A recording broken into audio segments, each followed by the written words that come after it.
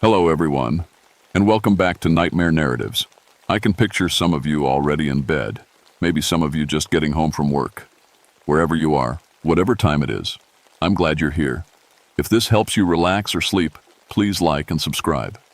It means a lot. Now let's get you comfortable, and I'll tell you tonight's story. My name is Margaret Steelridge, but everyone calls me Maggie. I'm a park ranger and historian here in the Blue Ridge Mountains of North Carolina, and I need to tell you about something that happened to me last fall.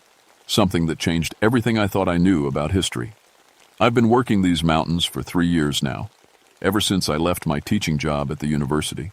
My friends thought I was crazy to give up a good position for outdoor work, but I needed to get my hands dirty with real history. Books can only tell you so much. Sometimes you have to walk where people walked, touch what they touched. My specialty is Civil War history, especially the small mountain communities that got caught up in that mess. Most people don't know how many little settlements just vanished during the war years. Families would pack up and leave in the middle of the night, or sometimes whole towns would empty out when the fighting got too close.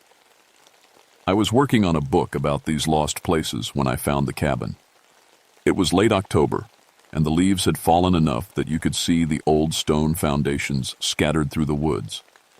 I was up on Devil's Backbone Ridge, a narrow strip of high ground that runs along the parkway. Local folks always said that ridge was haunted, but then again, they say that about half the mountains around here. The fog was thick that morning. It seemed to hang in the valleys and roll up the mountainsides like something alive. I'd been hiking since dawn, taking photographs and making notes about the old home sites. Most were just piles of rocks now, maybe a chimney still standing. But this one was different. I almost walked right past it. The cabin sat back in a grove of old oak trees, and at first glance it looked like just another shadow in the mist. But when I got closer, I could see it was still standing. Not just standing, it lay oaked like someone had walked out yesterday. The logs were tight and straight. The chinking between them was solid. Even the wooden shingles on the roof looked good, though they should have rotted away decades ago. There was a small porch with a rocking chair and windows with real glass still in them. I felt cold just looking at it. Not normal cold. This was different. It was like the air around the cabin was thicker, older somehow. My breath came out in white puffs even though it wasn't that chilly. I pulled out my camera and took some pictures, then checked my maps. According to everything I had, there shouldn't be any structures in this area. No record of any settlement, no old property lines, nothing. But here it was, solid as stone. The door was unlocked. I know I should have been more careful, but I'm a historian. Finding something like this is like striking gold. I pushed the door open and stepped inside. The first thing that hit me was the smell. Not musty or rotten like you'd expect, but clean. Like someone had just finished scrubbing the floors. There was a table with 2 chairs, a stone fireplace, and a bed in the corner with quilts folded neat as you please. On the table was a plate with what looked like cornbread crumbs. Beside it sat a ceramic jug and a letter, folded but not sealed. The paper looked old but not cracked or yellow. I picked it up with shaking hands. The letter was dated September 15th, 1863. It was written in the careful script they taught in those days, and it said, "My dearest Mary, the conscription men came through again yesterday. They took young Thomas and his brother. We have made our decision. The shadow people have offered us a way to stay hidden until this terrible war ends. The price seems small for such protection. We will be safe here, and when peace comes, we will emerge to rebuild. Your loving husband, Samuel." I read it 3 times before my hands stopped shaking. This had to be some kind of historical recreation, maybe put together for tourists, but there weren't any tourists up here. The nearest road was 5 miles down the mountain. I looked around the cabin again. Everything was perfect. Too perfect. The tools hanging on the wall looked like they'd been used yesterday. The ashes in the fireplace were cold but clean, like a fire had burned out just that morning. That's when I noticed something else. My camera hadn't flashed when I took those pictures outside, but the battery gauge showed it was working fine. I tried taking a picture of the letter, but the camera just clicked without doing anything. I decided to head back to my truck and get more equipment. This deserved a proper archaeological survey. But when I turned to leave, I heard something that made my skin crawl. Voices. Quiet, but clear as day. A woman humming, and the sound of a broom sweeping. They were coming from right behind me. I spun around, but the cabin was empty. Just me and the furniture and that letter. But I could still hear the humming, soft and sad, like a lullaby. I got out of there fast. I didn't sleep much that night. I kept thinking about the cabin and that letter, about how everything looked so fresh and clean, about the voices I'd heard. The next morning, I called my friend Dr. Sarah Chen at the university. Sarah teaches folklore and has helped me with research before. She's one of the few academics who takes mountain stories seriously. "Maggie, you found what?" she said when I told her about the cabin. "I know it sounds crazy, but it's there, perfectly preserved. And Sarah, the letter mentions shadow people. I've never heard that term in Civil War documents before." There was a long pause. "Actually, I have. It's rare, but there are a few mentions in Appalachian folklore from that period, always connected to disappearances." That got my attention. "What kind of disappearances?" "Whole families, sometimes entire settlements. They'd just vanish overnight. No signs of violence, no bodies. Found. The local stories said they made deals with shadow people to escape the war." I felt that cold feeling again, even sitting in my warm cabin. Deals? Folklore stuff. The shadows would hide people from the world, keep them safe until the danger passed. But the price was always steep. Usually their souls, or their connection to the living world. After I hung up with Sarah, I spent the day going through historical records. I couldn't find any mention of a settlement on Devil's Backbone Ridge, no property deeds, no census records, no tax rolls. It was like the place had never existed. But I had photographs, or I should have. When I developed the film from my camera, half the pictures were blank. The shots of the cabin's exterior showed nothing but trees and fog. But the pictures I took inside came out fine. Too fine. They were clearer than they should have been in that dim light. And there was something in them I hadn't noticed before. In the corner of one photo, just at the edge of the frame, there was a shadow that looked like a person. A woman in a long dress standing by the fireplace. But I'd been alone in that cabin. I was sure of it. I had to go back. This time I brought proper equipment, extra cameras, a tape recorder, temperature sensors, and a notebook for detailed observations. I also brought my grandfather's old compass. He'd given it to me before he died, said it would always point me toward home. The fog was even thicker when I reached the ridge. It swirled around the trees like smoke, and I could barely see 10 feet ahead of me. But I found the cabin easily, like it was calling to me. The rocking chair on the porch was moving. I stopped dead and watched it sway back and forth, a steady rhythm like someone was sitting in it. But there was no wind, and no one was there. My hands were shaking as I set up my equipment. The temperature sensors immediate. Eli started acting strange. The readings kept jumping from 45 degrees to 32 and back again. Inside the cabin was even colder, cold enough that I could see my breath. I turned on the tape, recorder, and started documenting everything. October 23rd, 10:15 a.m. Entering the cabin for second visit. Temperature inside approximately 32 degrees. No visible source of cooling. The letter was still on the table, but now there was another one beside it. This one was dated September 20th, 1863. The shadow people keep their bargains well. We have not aged a day since we agreed to their terms. The war rages in the world beyond, but we are safe in our hidden place. Sometimes we see travelers passing through our land, but they cannot see us. It is lonely, but we are alive. Samuel. My heart was pounding. I was holding a letter that should have been impossible, but the paper felt real. The ink looked fresh. That's when I heard the voices again. Clearer this time. A man and woman talking in the next room, except there was no next room. The cabin was just one space. "Mary, did you hear that?" Footsteps outside. Hush, Samuel. It might be soldiers. No, this is different. Someone is in our house. The voices were getting louder, more agitated. I realized they were talking about me. I grabbed my equipment and started backing toward the door, but it slammed shut before I could reach it. The latch turned by itself, trapping me inside. The temperature dropped another 10 degrees. Frost started forming on the windows, and then I saw them. They appeared slowly, like someone was turning up the brightness on an old television. A man and woman in clothes from the 1860s standing by the fireplace. They looked solid, real, but I could see through them to the stone wall behind. The woman, Mary, had long brown hair and a tired face. The man, Samuel, was tall and thin with worried eyes. They were holding hands and staring right at me. "Who are you?" Samuel asked. His voice sounded like it was coming from far away. "How can you see us?" I couldn't speak. My mouth wouldn't work. Ari stepped forward. "She's not from our time. Look at her clothes, her strange tools. She's from the world beyond." "That's impossible," Samuel said. "The Shadow People promised we would be hidden until the war ended." "Samuel," Mary whispered, and her voice was full of fear. "What if the war did end?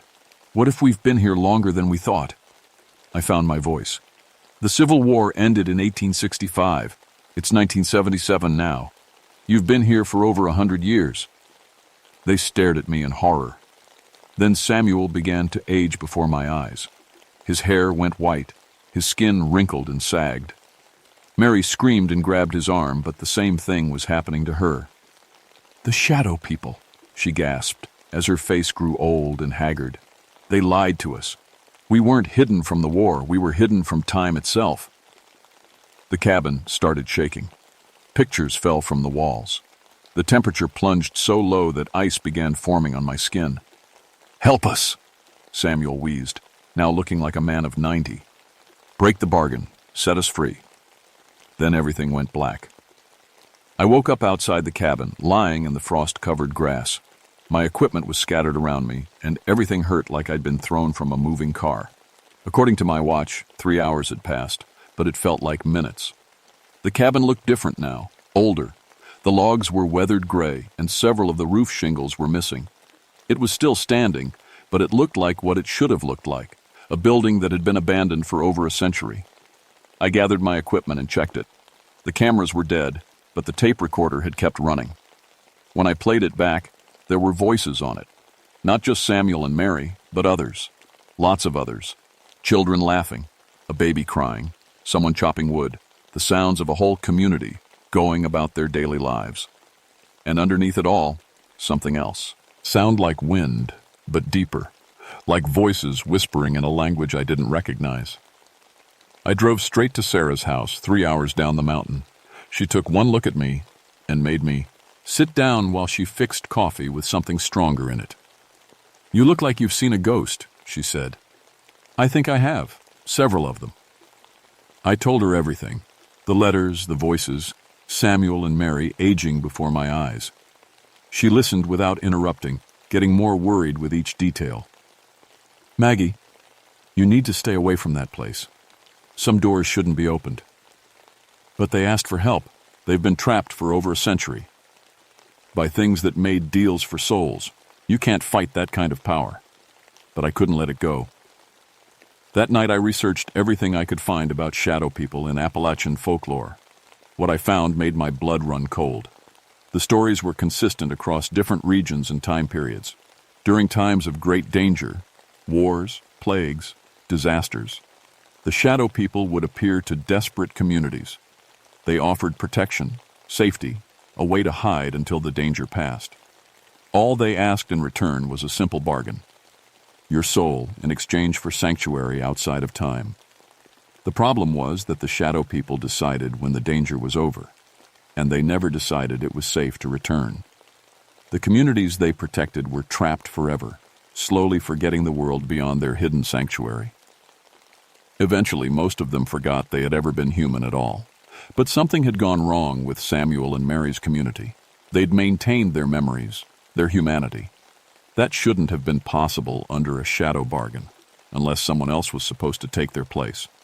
I understood then why I could see them, why my equipment worked in their presence.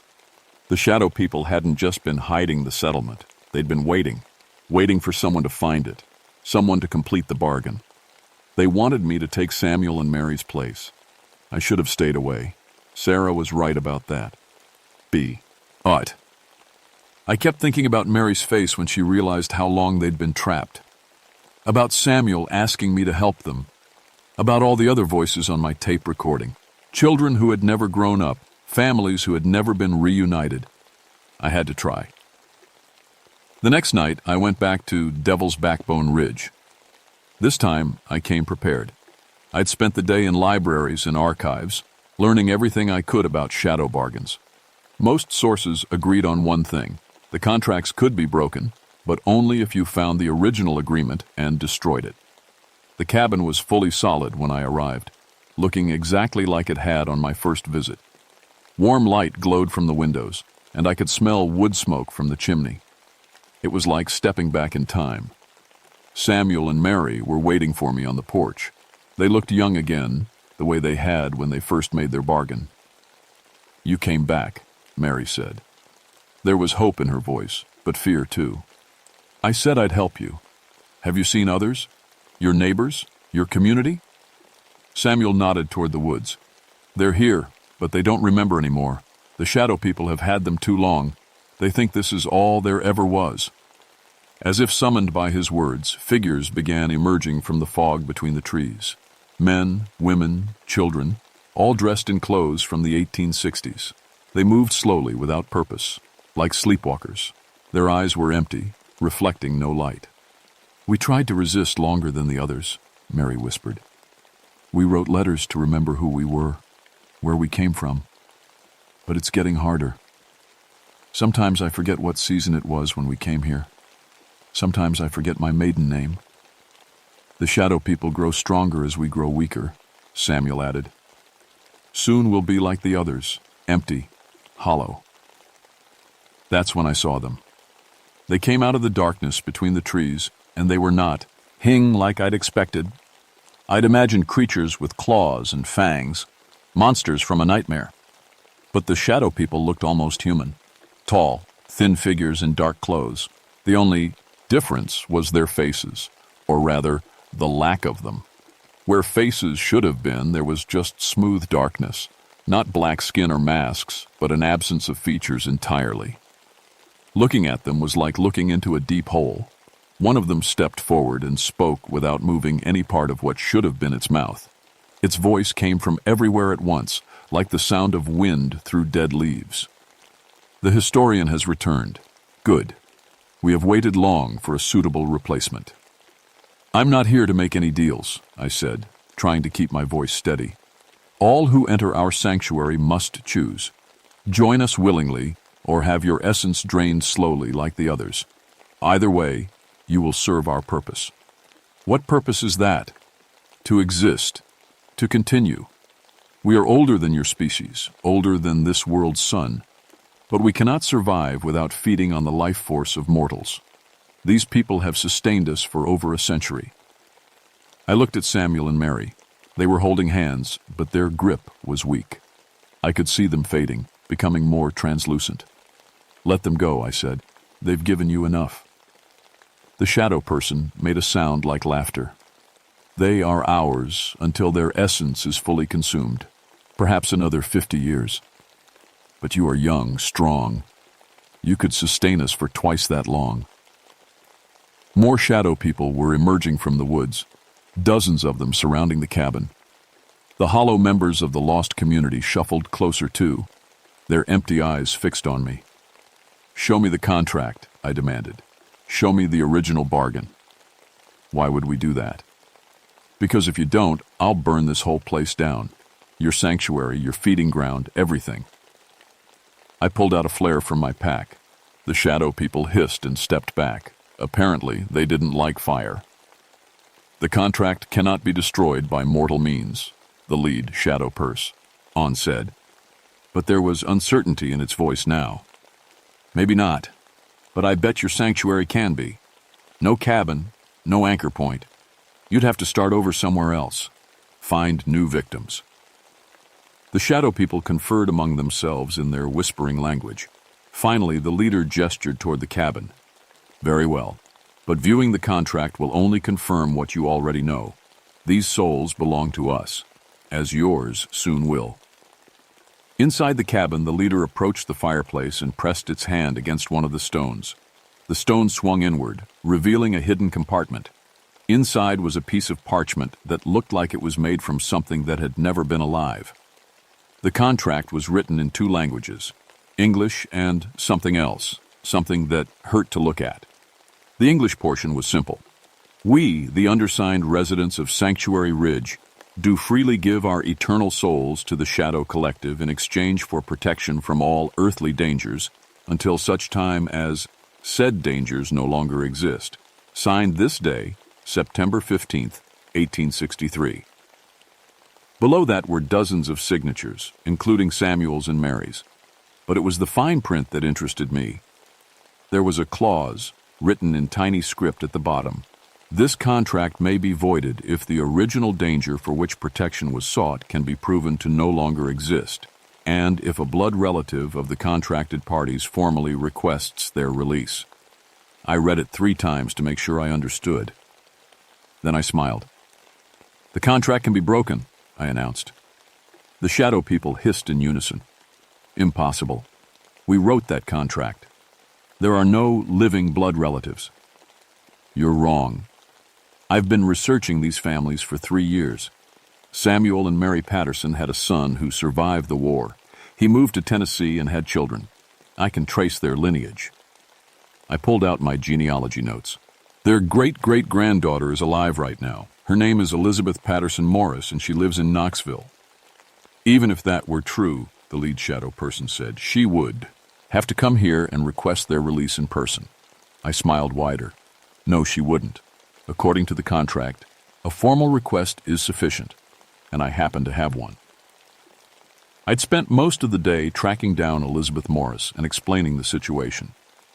She'd thought I was crazy at first, but when I played her the tape recording of her ancestors' voices, she'd agreed to help. She'd written and signed a formal request for their release, which I'd had notarized. The shadow people were becoming agitated, their forms flickering like bad television reception. This is trickery, legal manipulation. You wrote the contract, I said. I'm just following the terms. I pulled out Elizabeth Morris's letter and read it aloud. I, Elizabeth Patterson Morris, great-great-granddaughter of Samuel and Mary Patterson, do formally request the immediate release of my ancestors and all members of their community from any supernatural contracts or obligations, as the danger from which they sought protection, the American Civil War, ended in 1865. Signed and witnessed this day, October 24th, 1977. The effect was immediate.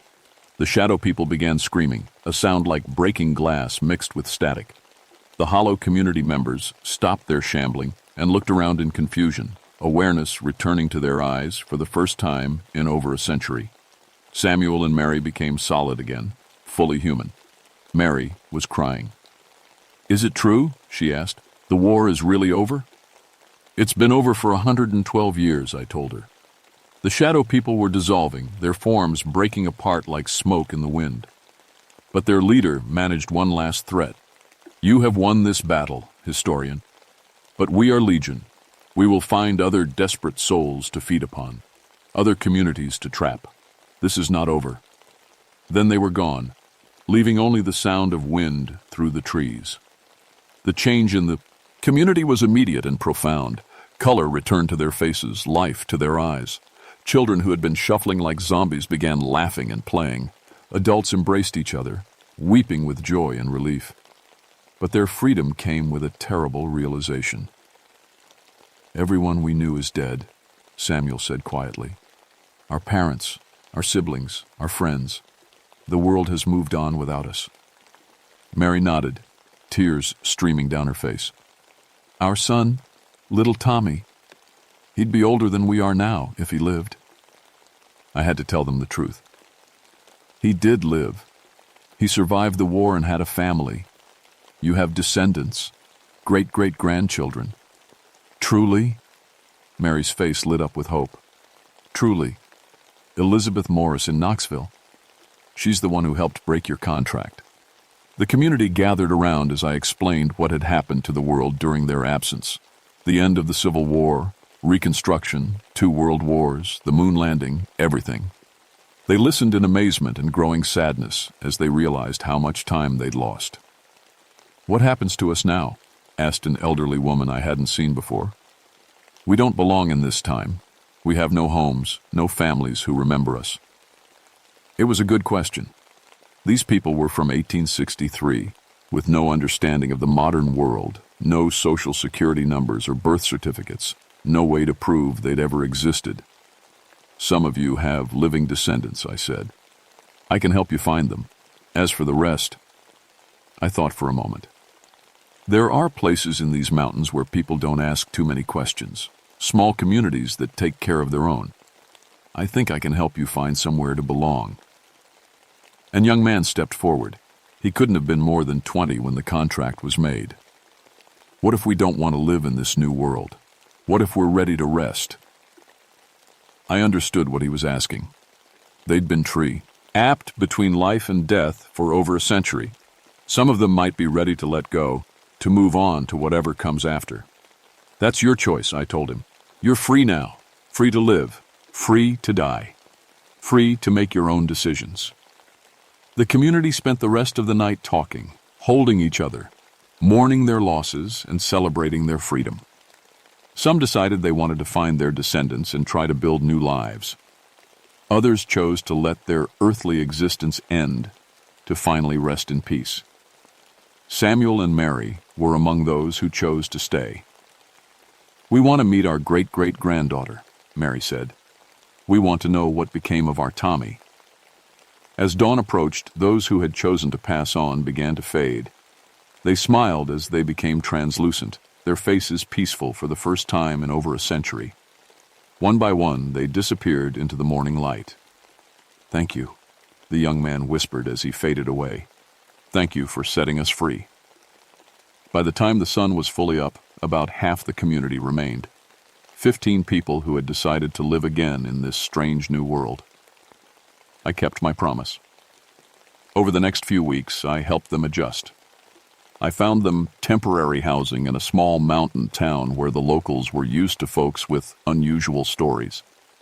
I introduced Samuel and Mary to Elizabeth Morris and watched them weep as they held their descendant for the first time. It wasn't easy. Learning to live in 1977 when you remembered 1863 was harder than any of them expected. But they were determined. They'd survived over a century of supernatural imprisonment.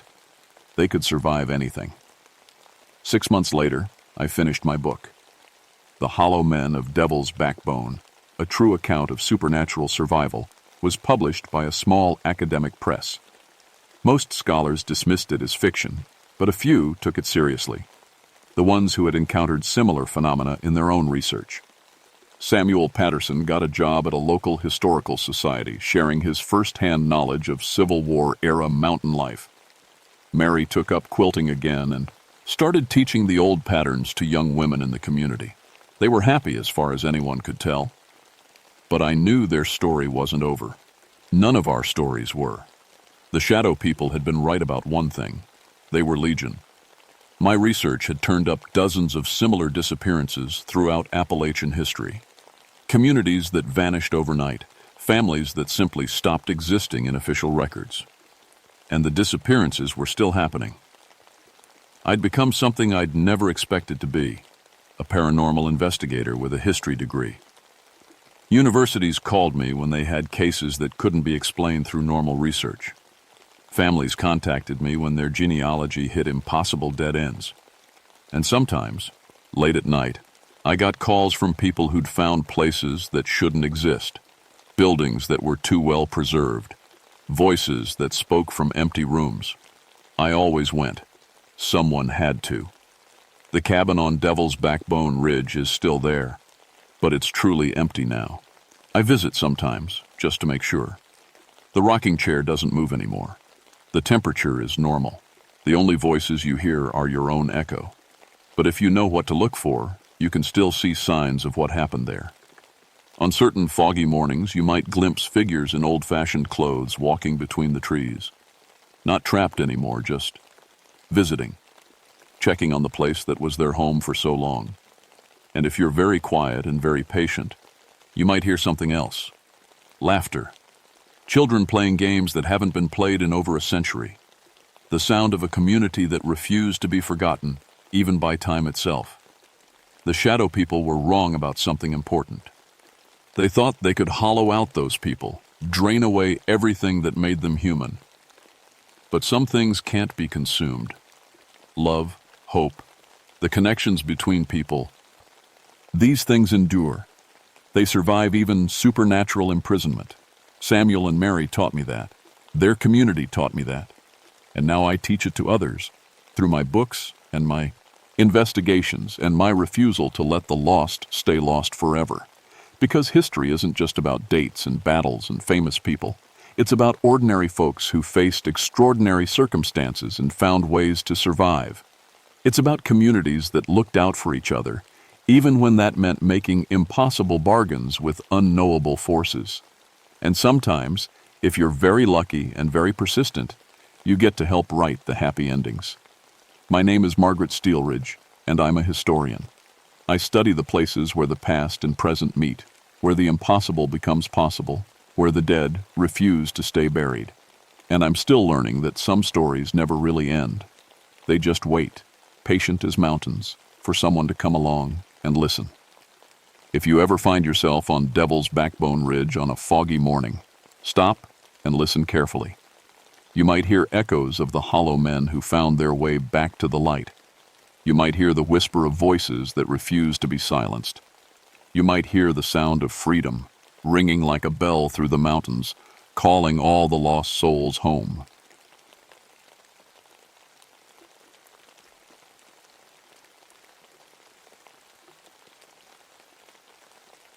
My name is Rebecca Thornfield, but everyone calls me Becca. I'm the first woman park ranger in this part of North Carolina, and believe me, some folks never let me forget it. The old-timers still give me looks when I walk into the ranger station, like I'm playing dress-up in my uniform. But I know these mountains better than most of them ever will. I grew up here, learned every trail and creek from my grandmother. She was what people called a granny woman, knew which plants could heal a cut and which ones would make you sick. Most folks thought her stories were just old mountain tales, but she always said the mountains remember everything. It was early spring when the call came in. The wildflowers were just starting to bloom, but the nights were still cold enough to see your breath. I was sitting at my desk, filling out reports about trail damage from the winter storms, when the phone rang. "Ranger station," I answered. "Thank God," a man's voice said, shaky and out of breath. "We need help up on Spruce Mountain. There's a woman up there screaming for help, but we can't find her anywhere." I grabbed my notepad. "Sir, can you tell me exactly where you are?" "We're about halfway up the trail to the fire tower. My wife and I were hiking when we heard her. This woman just screaming, 'Help my babies,' over and over. It's been going on for 20 minutes, but every time we try to follow the sound, it moves." My stomach dropped. Spruce Mountain wasn't a place people got lost easily. The trail was well marked, and there was only one way up to the old fire tower. But I'd heard whispers about that place my whole life. "Sir, I need you and your wife to head back down the trail right now. I'm on my way up." I hung up and grabbed my gear. Radio, first aid kit, rope, everything I might need for a rescue.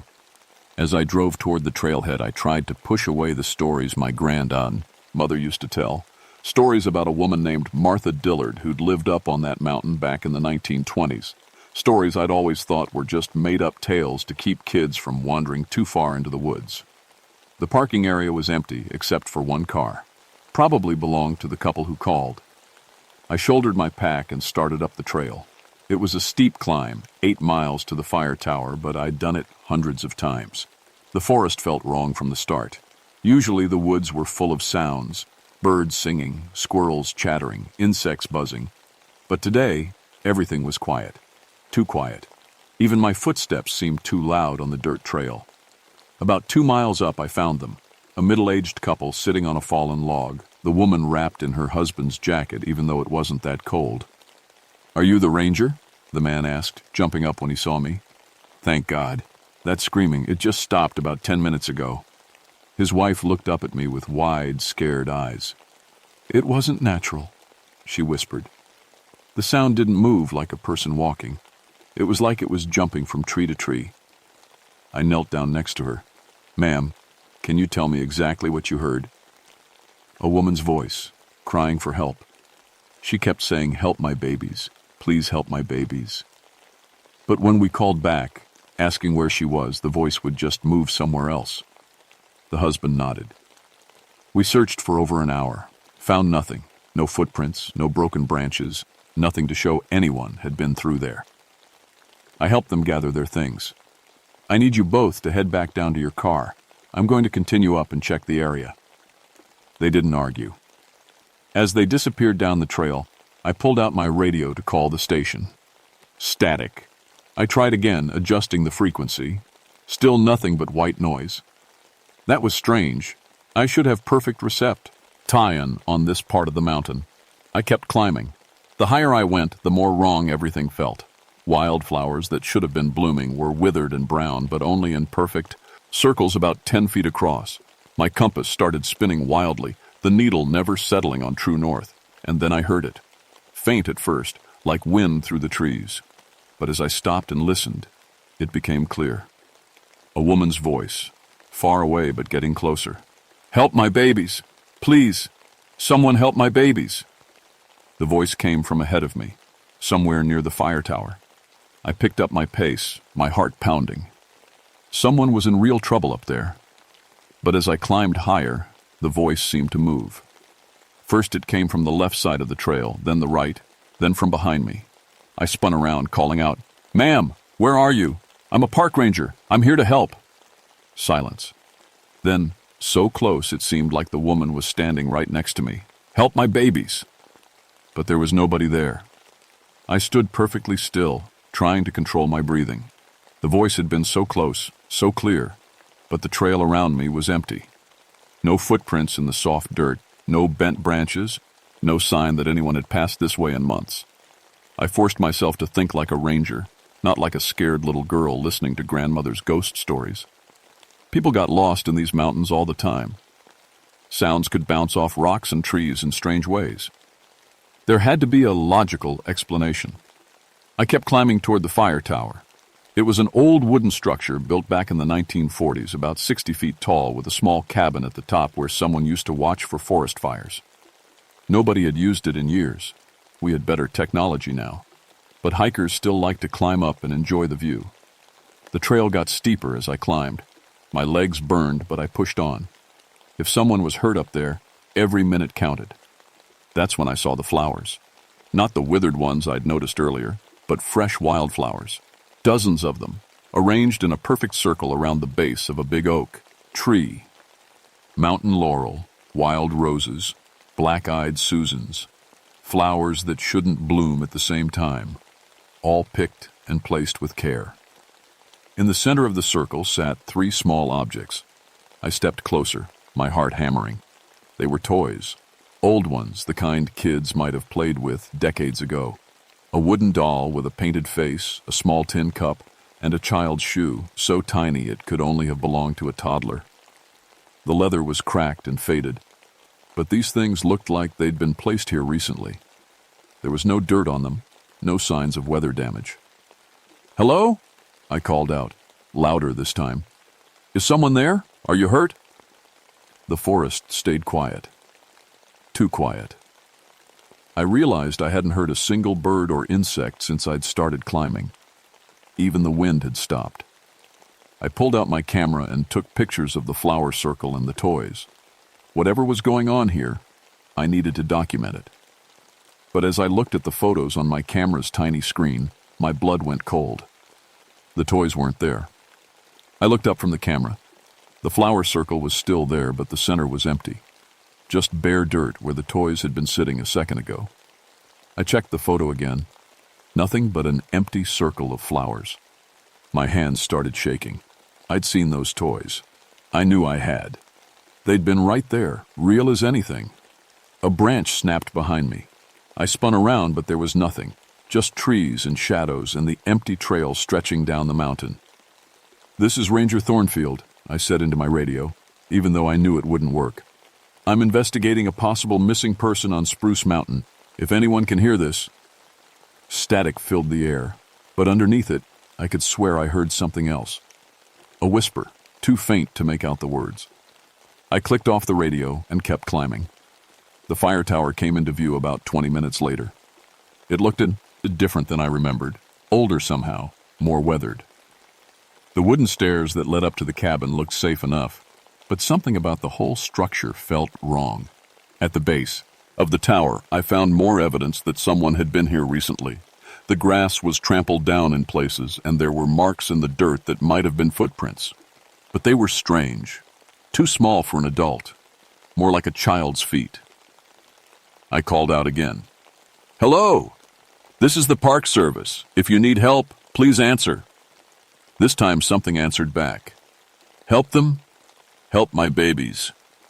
The voice came from above me, from the cabin at the top of the fire tower. It was clearer now, and I could hear the desperation in it. A woman crying, begging for help. I grabbed the wooden railing and started climbing. The stairs creaked under my weight, and a few of the boards felt soft with rot, but they held. Halfway up, I stopped. There was someone in the cabin. I could see a shadow moving past the windows, back and forth like someone pacing. The voice came again, muffled by the walls, but still clear enough to understand. "My babies. Where are my babies?" I climbed faster. Whatever was wrong with this woman, she needed help. Maybe she was confused, maybe she'd hit her head and was having some kind of breakdown. People did strange things when they were hurt or scared. I reached the top of the tower and peered through the cabin door. It was empty. Not just empty of people, empty of everything. No furniture, no equipment, just bare wooden walls and a floor covered in decades of dust and dead leaves. But I'd seen someone moving around in here just minutes ago. I stepped inside, my boots echoing in the small space. The windows were cloudy with age and dirt, but I could see out across the mountains. It was a beautiful view, the kind of place someone might come to think or find peace. "Hello?" I called softly. "Ma'am, I'm here to help you." The temperature in the cabin dropped suddenly. My breath started fogging, and I could see it in the dusty air. Outside it wowed as a warm spring day, but in here it felt like winter. On the floor in front of me, words appeared in the dust, not written by a hand or stick, but forming themselves letter by letter, like an invisible finger was tracing them out. "Help them." I stumbled backward, hitting the wall. This wasn't possible. This wasn't real. But as I watched, more words formed. "Find my babies." The temperature kept dropping. Ice started forming on the inside of the windows, and my breath came out in thick white clouds. A sound came from below me. Footsteps on the wooden stairs, slow and heavy. Someone was climbing the tower. I pressed myself against the cabin wall and listened. The footsteps were getting closer, but they didn't sound right. Too slow, too deliberate. And between each step, I could hear something else. A soft crying sound, like someone trying not to sob too loudly. The footsteps stopped just outside the cabin door. "Please," came the voice, so close now I could feel the words more than hear them. "Please help me find them." I forced myself to speak. "Ma'am, I'm here to help. Are you hurt? Are you lost?" Silence. Then the door, which I'd left open, slowly swung shut. I was trapped in the cabin with whatever this was. The temperature had dropped so low I could barely feel my fingers. Ice covered the windows completely now, blocking out the sunlight. In the darkness, I heard movement. Not footsteps, more like fabric rustling, like someone in a long dress walking across the wooden floor. "My babies," the voice whispered, so close to my ear I should have felt breath on my neck. "They took my babies away from me." I fumbled for my flashlight with numb fingers and clicked it on. The beam cut through the darkness, but there was nobody there. Just me, alone in an empty cabin. But in the dust on the floor, more words were appearing. Martha Dillard, 1923. They wouldn't undersong. Stand. My grandmother's stories came flooding back. Martha Dillard, the woman who lived up on Spruce Mountain with her 3 children. The woman who did something terrible when times got hard. The flashlight beam started flickering. The battery was new, but the cold was draining it fast. In the dying light, I saw something that made my heart stop. There was someone else in the cabin. A woman in an old-fashioned white dress, standing in the corner where my light couldn't quite reach. Her hair was long and dark, hanging down over her face. She was holding something against her chest, something small and bundle-shaped. "I saved them," she whispered, and now I could see her lips moving even though I couldn't make out her face. "I saved them from the hunger, from the cold. They're safe now." The flashlight went out completely. In the darkness, I heard her move closer. The temperature was so cold now that frost was forming on my jacket. "You understand, don't you?" Her voice was right in front of me now. A mother has to protect her children. I tried to back away, but I was already against the wall. In the pitch-black cabin, I could hear her breathing, slow, raspy breaths that didn't sound quite human. "They took them away from me," she continued. "Buried them somewhere I can't find them, but I can hear them crying at night. They're scared, alone in the dark. They need their mama." My flashlight flickered back to life for just a moment, and in that brief flash of light, I saw her face. It was pale, almost gray, with dark circles under her eyes. But the worst part was her expression, the look of a mother who'd lost everything and would do anything to get it back. "Help me find them," she said, reaching out with one thin, cold hand. "Help me bring my babies home." The light died again, and her hand touched my arm. It felt like ice. Worse than ice, like something that had been buried in frozen ground for decades. But along with the cold came something else. Images flashing through my mind that weren't my own memories. I saw the cabin as it used to be, furnished with simple mountain furniture. I saw 3 children, 2 boys and a girl, all under 10 years old. I saw a young woman who looked like the ghost, but with color in her cheeks and life in her eyes. I saw the winter of 1923 when the snow wouldn't stop and the food ran out. I saw Martha Dillard mixing something into a pot of soup while her hungry children waited at the table. "No," I gasped, jerking my arm away from her touch. But the visions kept coming. I saw the children getting sleepy after dinner. I saw Martha crying as she carried them to their beds. I saw her walking out into the snow that night, heading for the old mine shaft about a mile from here. "I saved them," Martha's voice echoed in my head. "I saved them from suffering." The cabin door flew open, letting in warm spring air and sunlight. The ghost was gone, but her words still echoed in my mind. I stumbled out onto the platform, gasping and shivering. My radio crackled to life. "Becca? Becca, come in. This is Tom at the station." I grabbed it with shaking hands. "Tom, I'm here. I'm at the fire tower." "Thank God. We got another call about that screaming woman. A whole family heard it this time, coming from the old mining area. Are you okay up there?" The old mining area, where Martha had taken her children that night in 1923. "Tom," I said, trying to keep my voice steady, "I need you to look up something for me. Martha Dillard, 1923, should be in the old county records." "What's this about, Becca?" "Just, please. And send back up to the fire tower. I might need help." As I climbed down from the tower, I tried to make sense of what I'd experienced. My grandmother always said some people who died with unfinished business couldn't rest. But Martha Dillard had murdered her children. Why would she be trying to find them now? Unless she really believed she'd saved them. Unless in her mind, twisted by desperation and grief, she thought she was protecting them. My radio crackled again. This was Tom's voice, was grim. "Becca, I found that information. Martha Dillard, age 26, found dead in 1923 in an old mine shaft. Apparent suicide. Her 3 children, Robert, age 9, Mary, age 7, and little Thomas, age 4, were found a week later. They'd been..."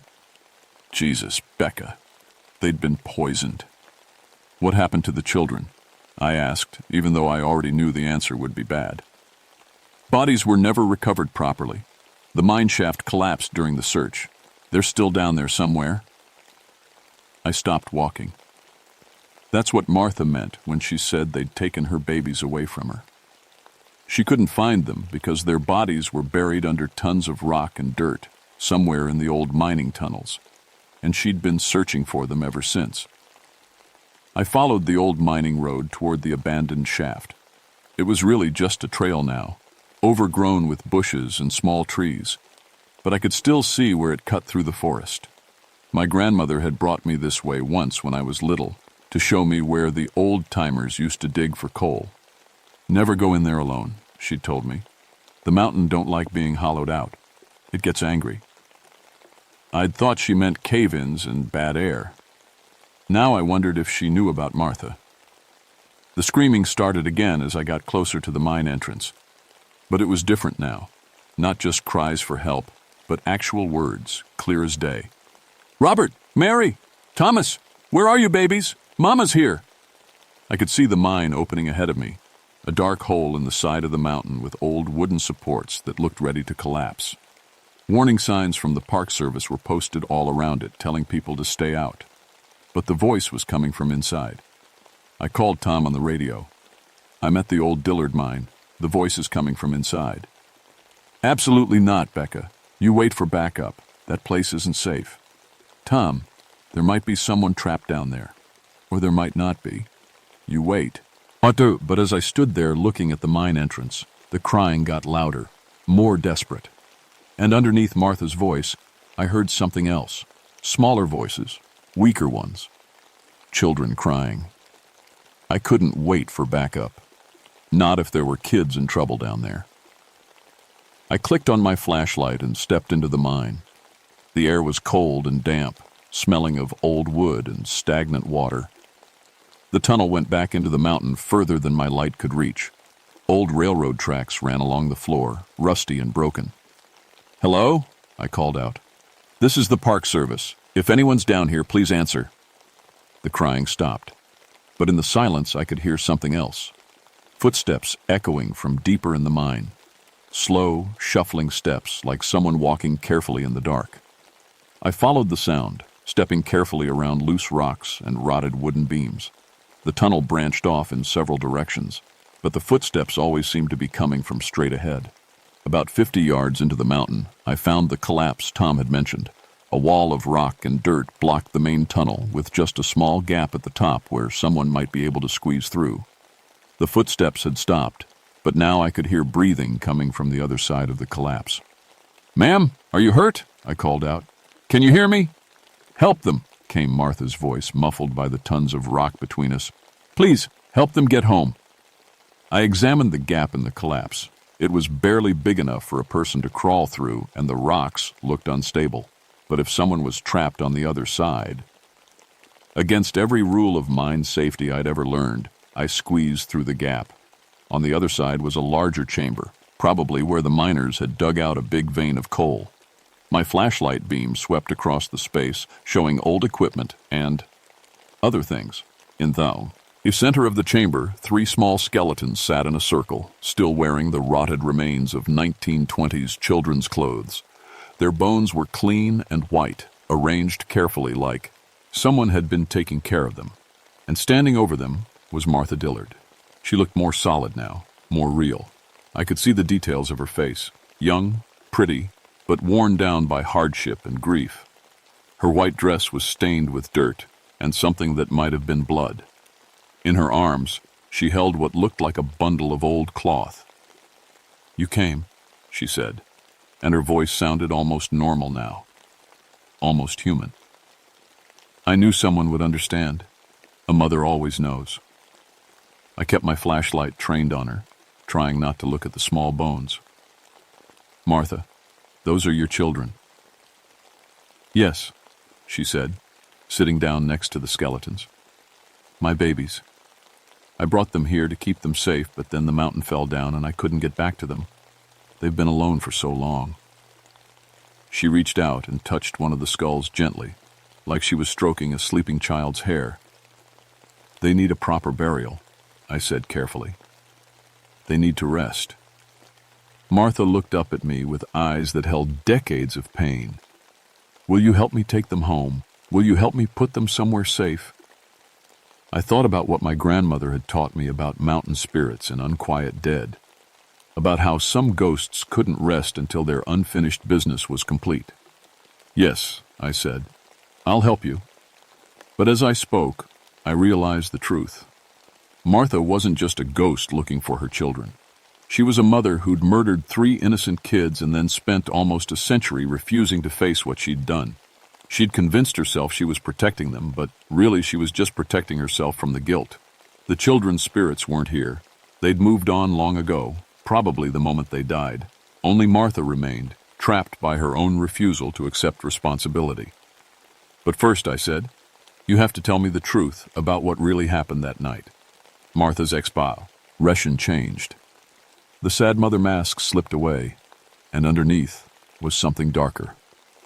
"I saved them," she hissed. "I saved them from hunger, from cold, from growing up poor and forgotten in these mountains." "You murdered them." The temperature in the chamber dropped 20 degrees in an instant. Martha stood up, and she looked different now. Taller, more terrible. The bundle in her arms wasn't cloth. It was a 4th skeleton, tiny, like a baby's. "You don't understand," she said, and her voice echoed strangely off the rock walls. "You don't have children. You don't know what it's like to watch them suffer." Ice started forming on the walls. My flashlight flickered. "They're not suffering anymore, Martha. They haven't been suffering for 70 years. You're the only one who can't let go." Martha screamed then, not the cry for help I'd been hearing all day, but a sound of pure rage and grief that echoed through the mine like thunder. The rocks above us groaned and shifted. The mine started shaking. Dust and small rocks rained down from the ceiling as Martha's scream echoed through the tunnels. I had to get out of there before the whole place came down, but I couldn't leave those children's bones. "Martha," I said, trying to keep my voice calm even as the mountain trembled around us. "Help me carry them out. Help me give them the burial they deserve." For a moment, the screaming stopped. Martha looked at me with confusion, like she was waking up from a long nightmare. You'll help them rest. I promise." The shaking slowed, then stopped. Martha knelt down next to the 3 skeletons and began gathering the small bones with incredible gentleness. I helped her, wrapping the remains in my emergency blanket. We crawled back through the gap in the collapse, Martha somehow able to touch and carry things now that she had a purpose. The baby skeleton, her fortis, child that the records had never mentioned, she carried herself. Outside the mine, the sun was setting. My backup had arrived. Tom and 2 other rangers were waiting by their vehicles, looking worried sick. "Becca!" Tom called out. "What the hell are you doing in there?" "I found them," I said, carrying my bundle of bones. "Martha Dillard's children. They need a proper burial." I looked back toward the mine entrance, but Martha was gone. Just a whisper in the wind that might have been, "Thank you." The next week was a whirlwind of paperwork, meetings with the county coroner and arrangements with local churches. We buried the 4 Dillard children in the old mountain cemetery with a proper headstone that listed their names and ages. I was the only one at the funeral besides the preacher, but I swear I felt Martha there too, saying goodbye at last. The strange incidents on Spruce Mountain stopped after that. Hikers reported normal wildlife sounds again. My radio worked fine on the mountain. The fire tower felt like just an old building instead of a place where time stood still. But I learned something important from Martha Dillard's ghost. The mountains do remember everything.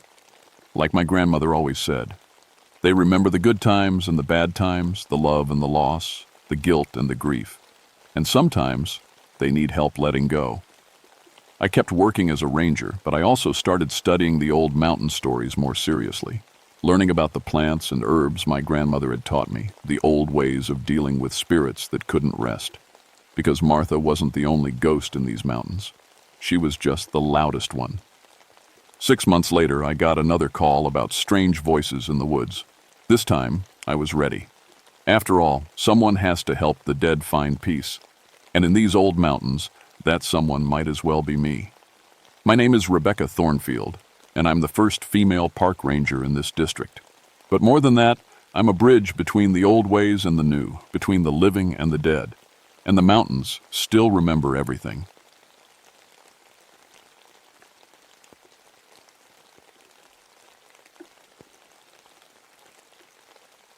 My name is Samuel Crow Feather, and I've been a park ranger in the Great Smoky Mountains for 8 years now. Most folks just call me Sam. I'm what you might call mixed heritage, Cherokee on my mother's side, Scottish on my father's.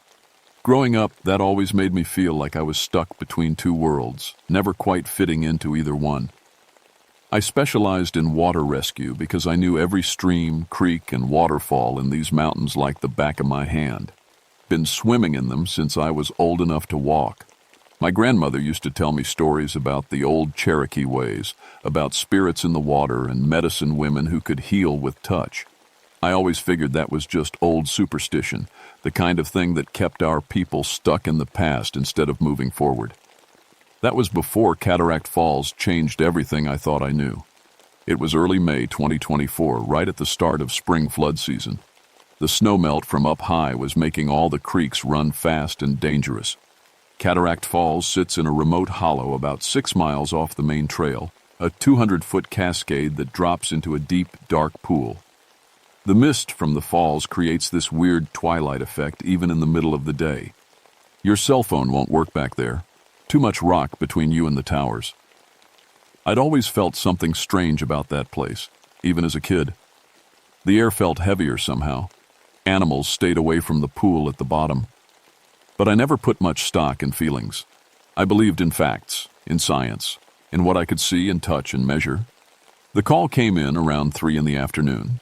A hiking group had found a body in the pool below Cataract Falls. They were pretty shaken up about it, said the woman looked like she'd been in the water for days, but they'd seen her walking the trail that very morning. I grabbed my rescue gear and headed out. The trail to Cataract Falls is treacherous on a good day.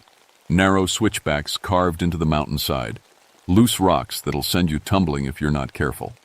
The closer I got, the more the mist thickened around me. By the time I could hear the roar of the falls, I could barely see 10 feet ahead.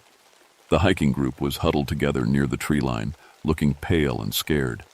They pointed toward the pool and backed away, like they didn't want to get any closer than they had to. "She's down there," one of them said. "But something ain't right about it. She's facing upstream like she was trying to swim against the current." I'd seen plenty of drowning victims over the years. Water does strange things to bodies, moves them in ways that don't always make sense. But when I looked down into that dark pool, even I had to admit, something felt wrong. The woman was floating face down about 20 feet from the falls. Her long black hair spread out around her head like ink in water. She wore a white dress that billowed around her in the current. But here's what bothered me. The current in that pool always flows counterclockwise, toward the outlet stream. This woman was positioned like she'd been swimming directly into the falls against everything the water should have done to her. And there was something else. The water around her looked darker somehow, not just from her hair, but like the water itself had turned a different color. I radioed for backup and got ready to go in after her. That's when I noticed my equipment acting up. My underwater flashlight kept flickering. The depth gauge on my diving gear showed impossible readings, spinning from 0 to 60 feet and back again. Even my rope felt strange in my hands, like it was vibrating with some kind of energy. But I had a job to do. A woman was dead, and her family would want answers. I wasn't going to let some superstitious nonsense stop me from doing my job. Looking back now, I wish I'd listened to that voice in the back of my head telling me to walk away.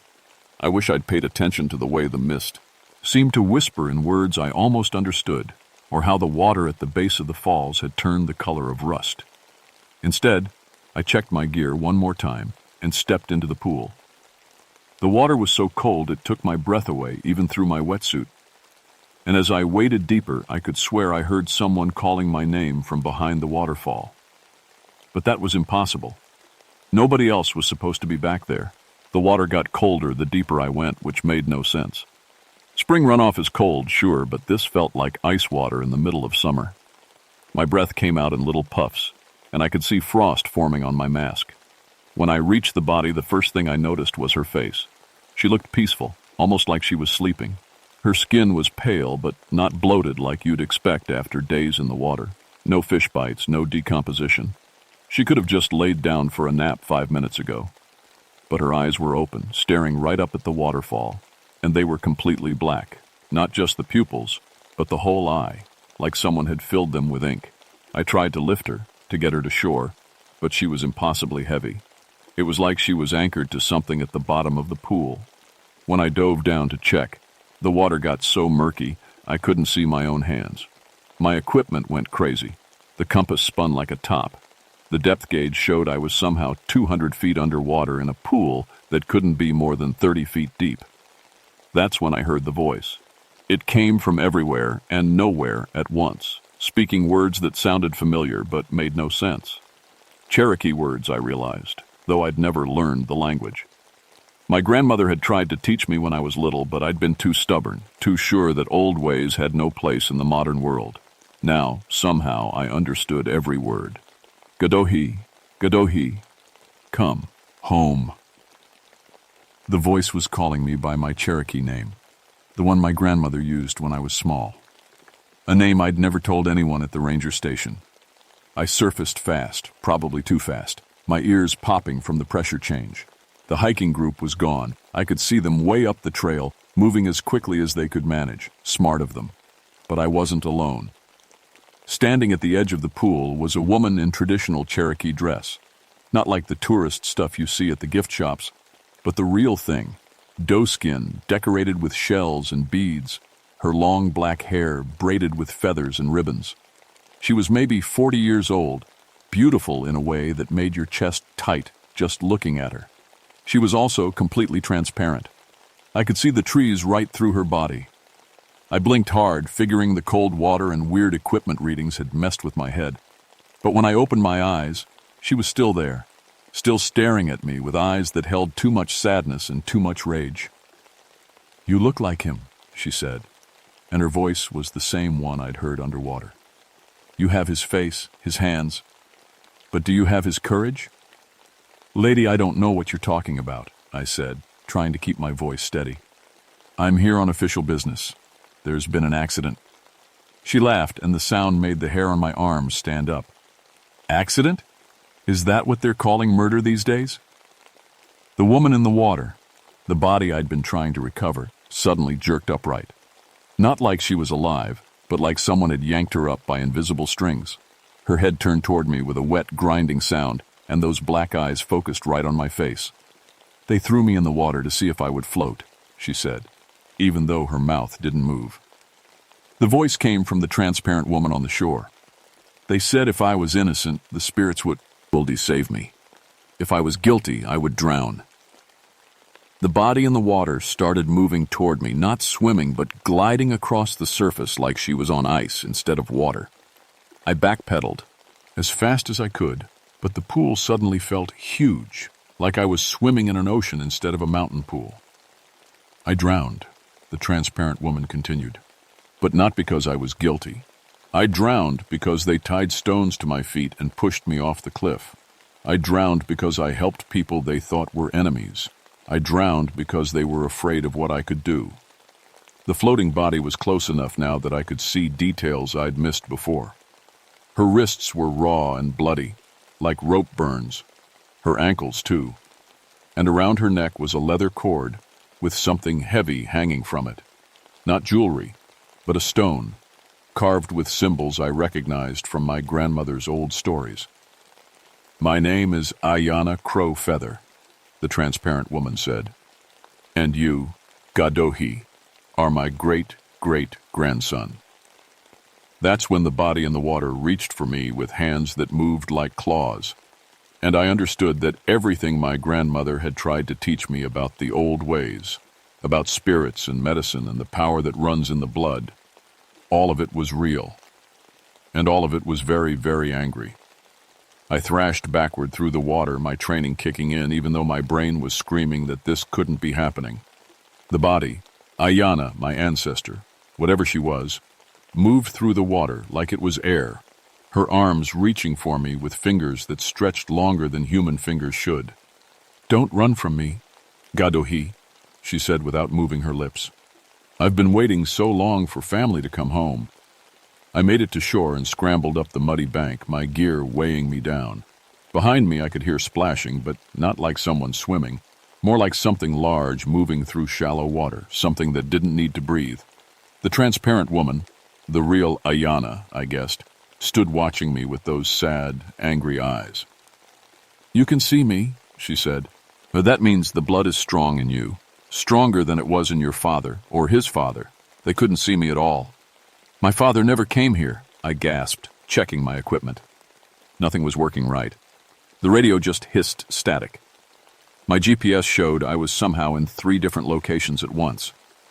"They all came here eventually," she said. "Every generation, someone with crow feather blood finds their way to my pool. Some see me, some don't. The ones who can see me, I let live. The ones who can't." She gestured toward the water. That's when I realized the truth. 7 drownings in 10 years, all at the same spot.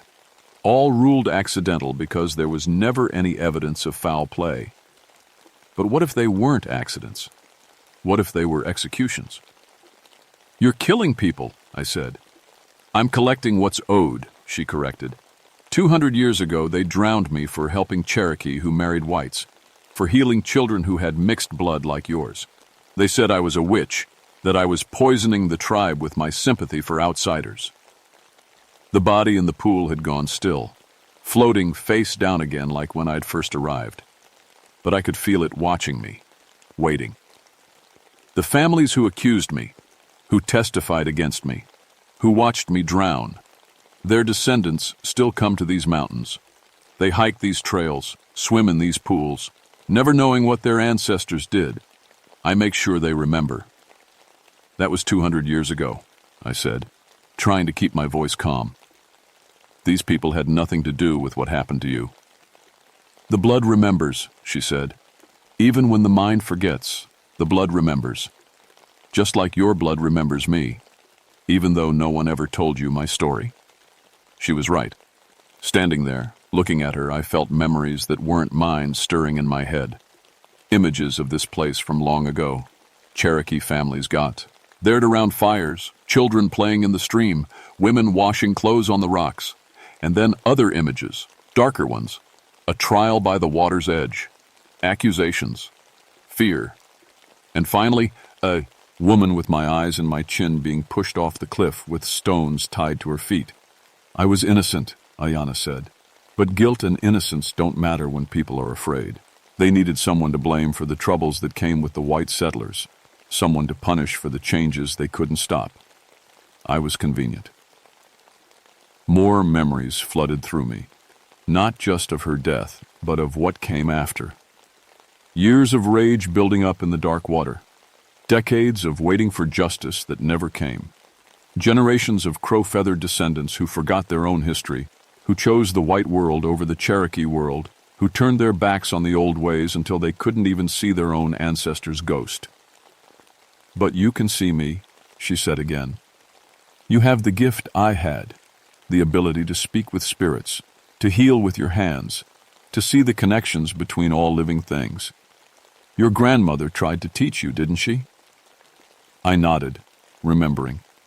Grandmother mixing herbs, singing in Cherokee, trying to show me how to feel the energy that flowed through everything. I'd thought it was nonsense, embarrassing superstition that kept us stuck in the past. "She knew," Ayana said. "She could see me too when she was young. But she was afraid to come here, afraid of what she might learn. She died with my story locked in her heart. And now there's only you."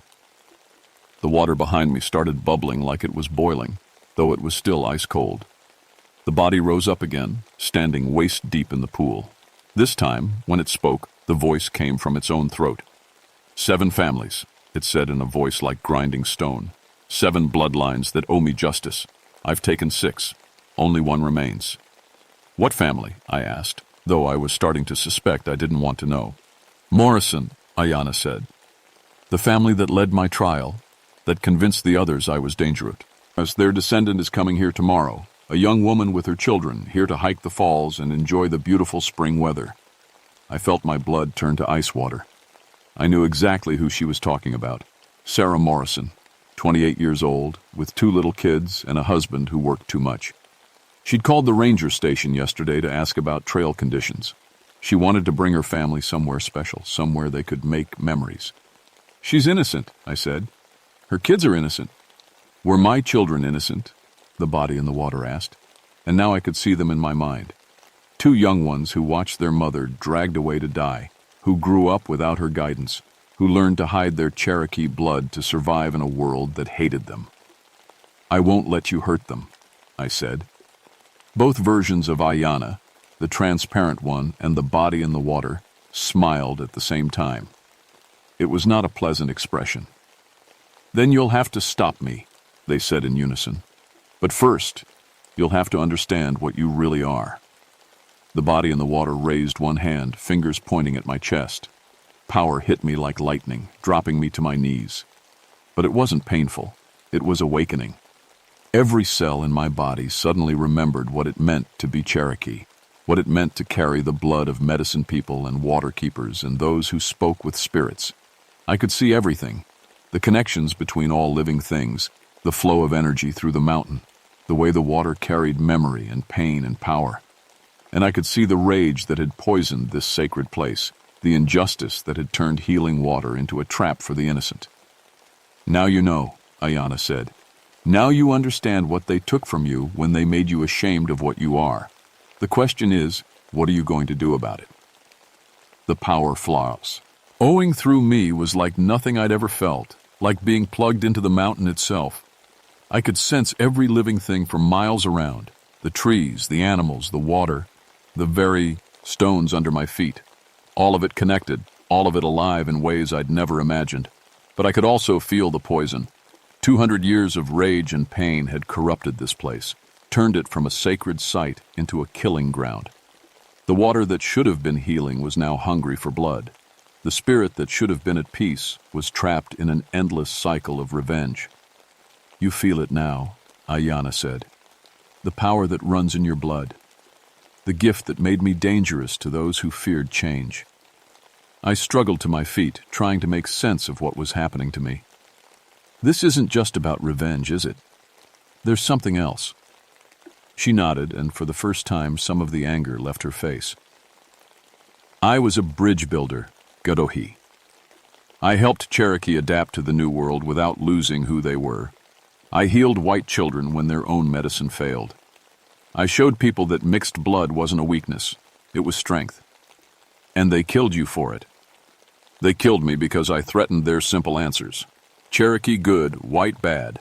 That was easier to understand than the truth, which is that people are just people, and what matters is what you do with your life, not what blood runs in your veins. The body in the water moved closer to shore. When it spoke, its voice was softer now, more human. But the rage was so much easier than the grief. Anger kept me strong. Anger kept me here. Grief would have meant accepting what was lost forever. I looked at both versions of my ancestor, the sad, transparent woman who remembered who she'd been in life, and the dark, vengeful thing she'd become in death. You're split, I realized. Part of you wants peace, but part of you can't let go. The Morrison woman comes tomorrow, the body said, and its voice was getting rougher again, more like grinding stone. With her children, perfect ages too, to learn about consequences. I won't let you hurt them, I said again. Then heal me, both versions of Ayanna said at once. You have the gift, you have the power. Do what I couldn't do for myself. Make me whole. I stared at them, understanding flooding through me. You want me to choose. Save the Morrison family by helping you find peace, or let you kill them and continue this cycle forever. Choose what you are, the transparent Ayanna said. Cherokee medicine keeper, or white man's park ranger. Old ways or new ways, you can't be both forever. But she was wrong. That was the whole point, wasn't it? I didn't have to choose. Mixed blood wasn't a weakness. It was strength, just like she'd tried to show people 2 centuries ago. I waded back into the pool toward the body floating there. The water was still ice cold, but now I could feel the life in it too, the memory of what it used to be before rage poisoned it. Sacred water, healing water, water that connected the Cherokee people to the spirit world. "What are you doing?" the vengeful version asked. "What you taught me to do," I said. "What you died trying to teach everyone. I'm being both things at once." I reached the floating body and took its cold hands in mine. The moment we touched, I felt everything. Her life, her death, her long years of rage and pain. But I also felt something else. Deep under all that anger was a well of love so deep it took my breath away. Love for her people, love for her children, love for the Cherokee way of life that was disappearing. Love even for the people who had killed her, because she understood their fear even if she couldn't forgive their actions. "I'm sorry," I whispered. And I meant it. Not just sorry for what happened to her, but sorry for all the crow-feather descendants who had forgotten her story. Sorry for choosing the white world over the Cherokee world. Sorry for being ashamed of what I was. "I'm sorry too," she whispered back. And this time the voice came from both versions at once. Sorry for letting rage poison what should have been healing. Sorry for making innocent people pay for old crimes. Sorry for becoming the very thing they accused me of being. The power flowed between us, not the destructive force she'd been using to kill, but the healing energy she'd used in life to help people. I felt her memories becoming my memories, her knowledge becoming my knowledge. The old Cherokee ways, the ceremonies and songs and healing practices that had been lost for generations. But I also felt her accepting something else, that the modern world wasn't all bad, that park rangers like me were just another kind of caretaker, that protecting the mountains and keeping people safe was its own form of medicine work. "Both," she said and smiled. "Cherokee and Scottish. Old ways and new ways. Medicine keeper and park ranger." "You're right, Gadohi. It doesn't have to be one or the other." The vengeful body began to dissolve, not disappearing but merging with the transparent spirit, becoming whole again. The water around us grew warmer, clearer. I could feel the rage leaving the pool like poison being drawn from a wound. "The Morrison family?" I asked. "We'll be safe," she said. "All families will be safe now. This is a place of healing again, not a trap for the innocent." She was fading now, becoming more transparent, but her face was peaceful in a way it hadn't been before. "Take care of this place, Gadohi. Remember the stories. Teach others what it means to be a bridge between worlds." "I will," I promised. She nodded once, then looked up at the waterfall with eyes that held wonder instead of rage. "It's beautiful," she said. I'd forgotten how beautiful it was. Then she was gone, leaving me alone in water that ran clear and clean for the first time in 200 years. I made it back to the ranger station just after sunset, my gear dripping and my mind still reeling from everything that had happened. The other rangers took one look at me and figured I'd had a rough day on the water. They weren't wrong, just not in the way they thought. I filed my report the next morning. Accidental drowning, body recovered, no signs of foul play. The victim was identified as Maria Santos, a tourist from Florida who'd been hiking alone. She'd slipped on the wet rocks and fallen into the pool. Tragic, but not uncommon, especially during spring flood season. Nobody asked about the strange equipment malfunctions or the impossible water temperature readings. Nobody questioned why a drowning victim showed no signs of actually drowning. The official story was clean and simple, the kind that doesn't raise uncomfortable questions or require supernatural explanations. But I knew the truth. Maria Santos had been the descendant of one of the families that condemned Ayanna to death. She'd come to the falls for a peaceful hike and paid the price for her ancestors' fears. She was the 7th and final victim of a 200-year cycle of revenge. The Morrison family came the next day, just like they'd planned. Sarah Morrison and her 2 kids, ages 6 and 9, excited to see the famous waterfall they'd heard so much about. I gave them the standard safety briefing, but I stayed close while they explored the pool, just in case. Nothing happened. The kids splashed and played in water that was the perfect temperature for swimming. Sarah took pictures of the falls cascading down into clear, clean water that reflected the sky like a mirror. They had a wonderful time and went home with memories that would last a lifetime. That night, I called my grandmother's sister, the only elder in my family still alive. I told her I wanted to learn Cherokee, that I was ready to hear the old stories and understand the old ways. She cried when I said it, told me she'd been waiting her whole life for one of the young ones to sue, home back to the family traditions. Over the following months, I started changing how I did my job. I learned the Cherokee names for all the mountains and streams in my territory. I studied the history of each place, not just the official Park Service version, but the real history, the Cherokee version. I began to understand which sites were sacred and why, which places needed special protection and respect. I also started noticing things I'd never seen before. Other spirits, other places where old injustices had left scars on the land. Not all of them were as angry as Ayanna had been, but all of them were waiting for someone to acknowledge their stories, to remember what had been forgotten. Some were Cherokee spirits, but not all.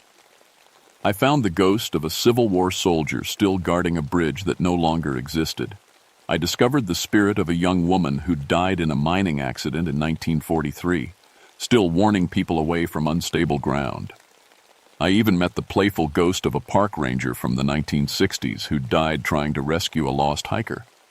All of them just wanted to be remembered.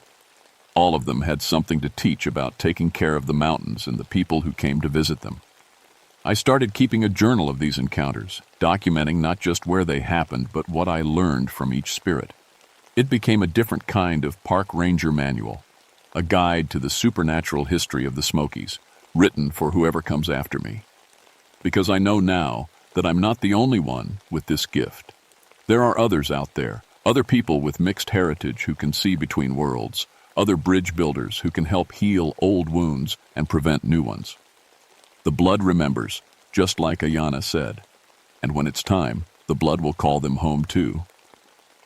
The waterfall at Cataract Falls runs clear and clean now.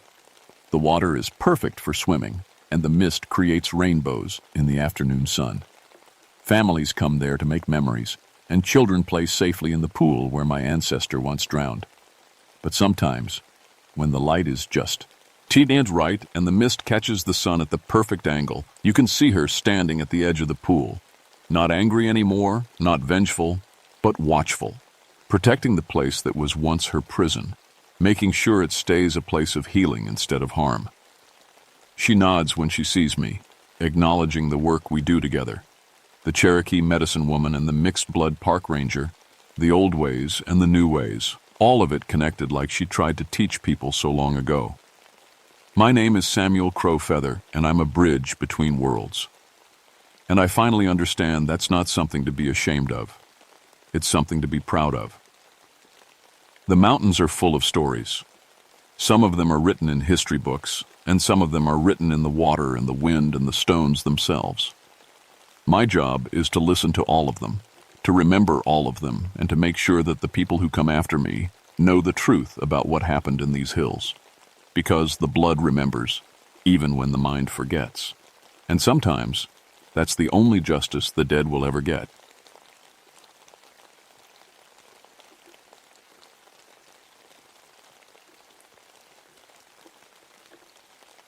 My name is David Wolfbane, but everyone calls me Dave. I've been a park ranger for 18 years now, and I've seen just about everything these mountains can throw at you. Bears, lost hikers, drug runners using old moonshine caves. You name it, I've dealt with it.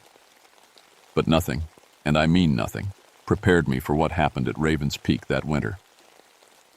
It was February 12th, 1984, when the call came in.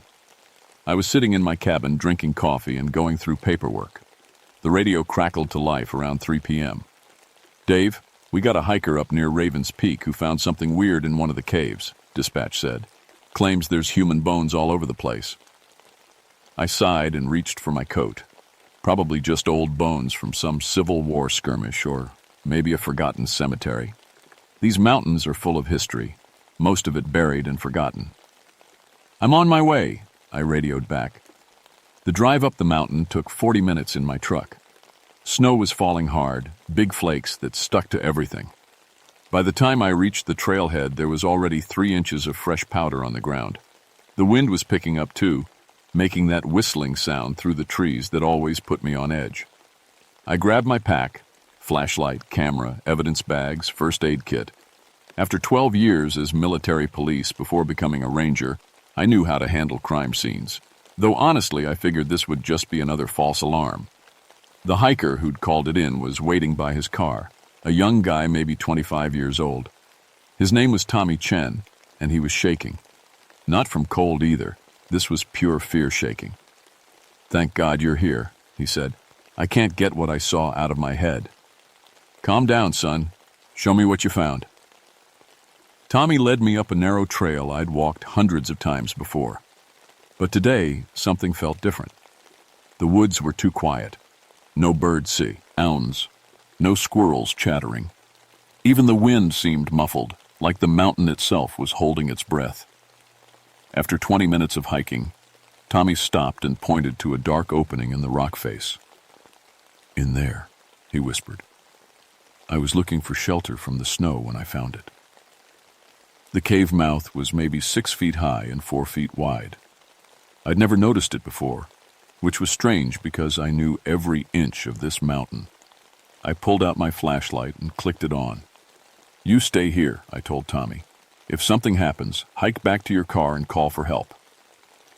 The moment I stepped inside, I knew something was wrong. The air was warm. Not just warmer than outside, but actually warm, like someone had been running a heater. That didn't make sense. Caves stay cool year-round. My flashlight beam swept across the cave floor and I stopped dead. Bones, lots of them, arranged in perfect circles and spirals like someone had spent hours organizing them. Skulls in the center, leg bones radiating outward like spokes of a wheel. Rib cages stacked like cordwood along the walls. I'd seen plenty of crime scenes in my day, but this was different. These weren't just dumped bodies. Someone had taken time with this. Care, even. The bones were clean, bleached white, and positioned with almost artistic precision. I pulled out my camera and started taking pictures. The flash seemed too bright in the darkness, creating harsh shadows that made the bone patterns look like they were moving, which they weren't, of course. Just a trick of the light. But when I knelt down to examine one of the skulls, my blood went cold. The bone showed clear trauma marks, deep gouges that looked like claw marks, and the skull was small. Too small. A child's skull. I moved deeper into the cave, my heart pounding. More bone arrangements, each one more elaborate than the last. Femurs crossed like oards, vertebrae stacked in perfect towers, and in the very back of the cave, the centerpiece. A throne made entirely of human skulls, each one facing outward like they were watching. My flashlight started to flicker. I tapped it, but the beam kept getting weaker. The batteries were fresh that morning, but now they were dying fast. Too fast. That's when I heard it.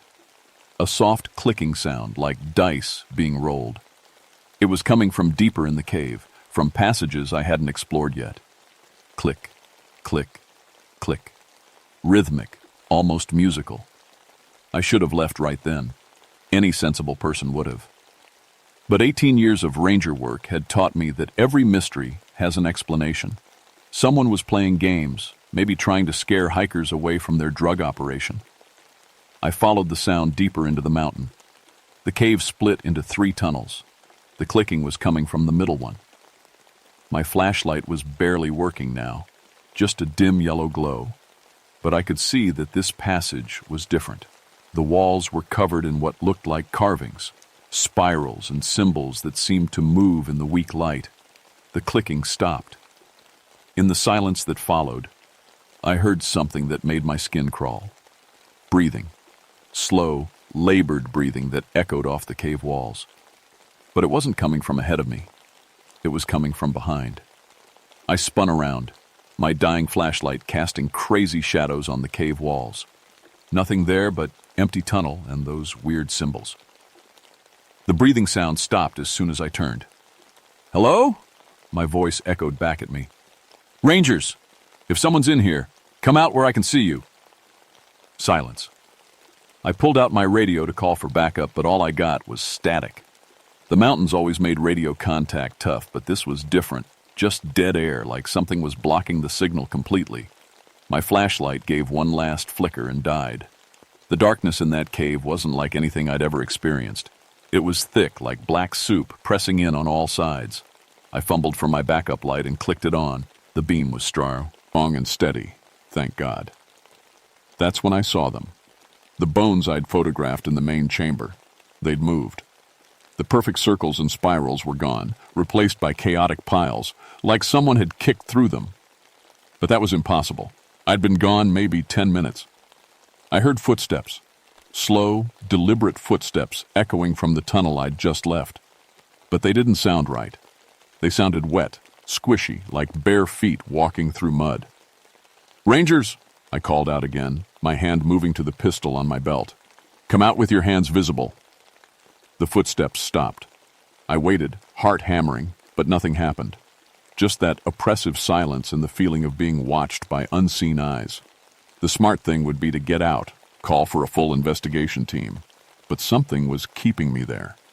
Maybe it was professional pride, maybe just stupid, stubborn curiosity. I made my way back toward the entrance, stepping carefully around the scattered bones.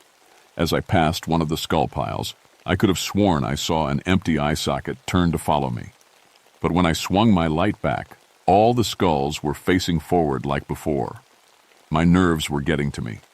22 years of military and ranger service, and I was jumping at shadows. Outside, Tommy was pacing by his car, smoking a cigarette with shaking hands. "Well?" he asked when he saw me. "What did you find?" "Human remains," I said, keeping my voice professional. "Probably historical. I'll need to call it in, get a forensics team up here." But even as I said it, I knew this wasn't historical.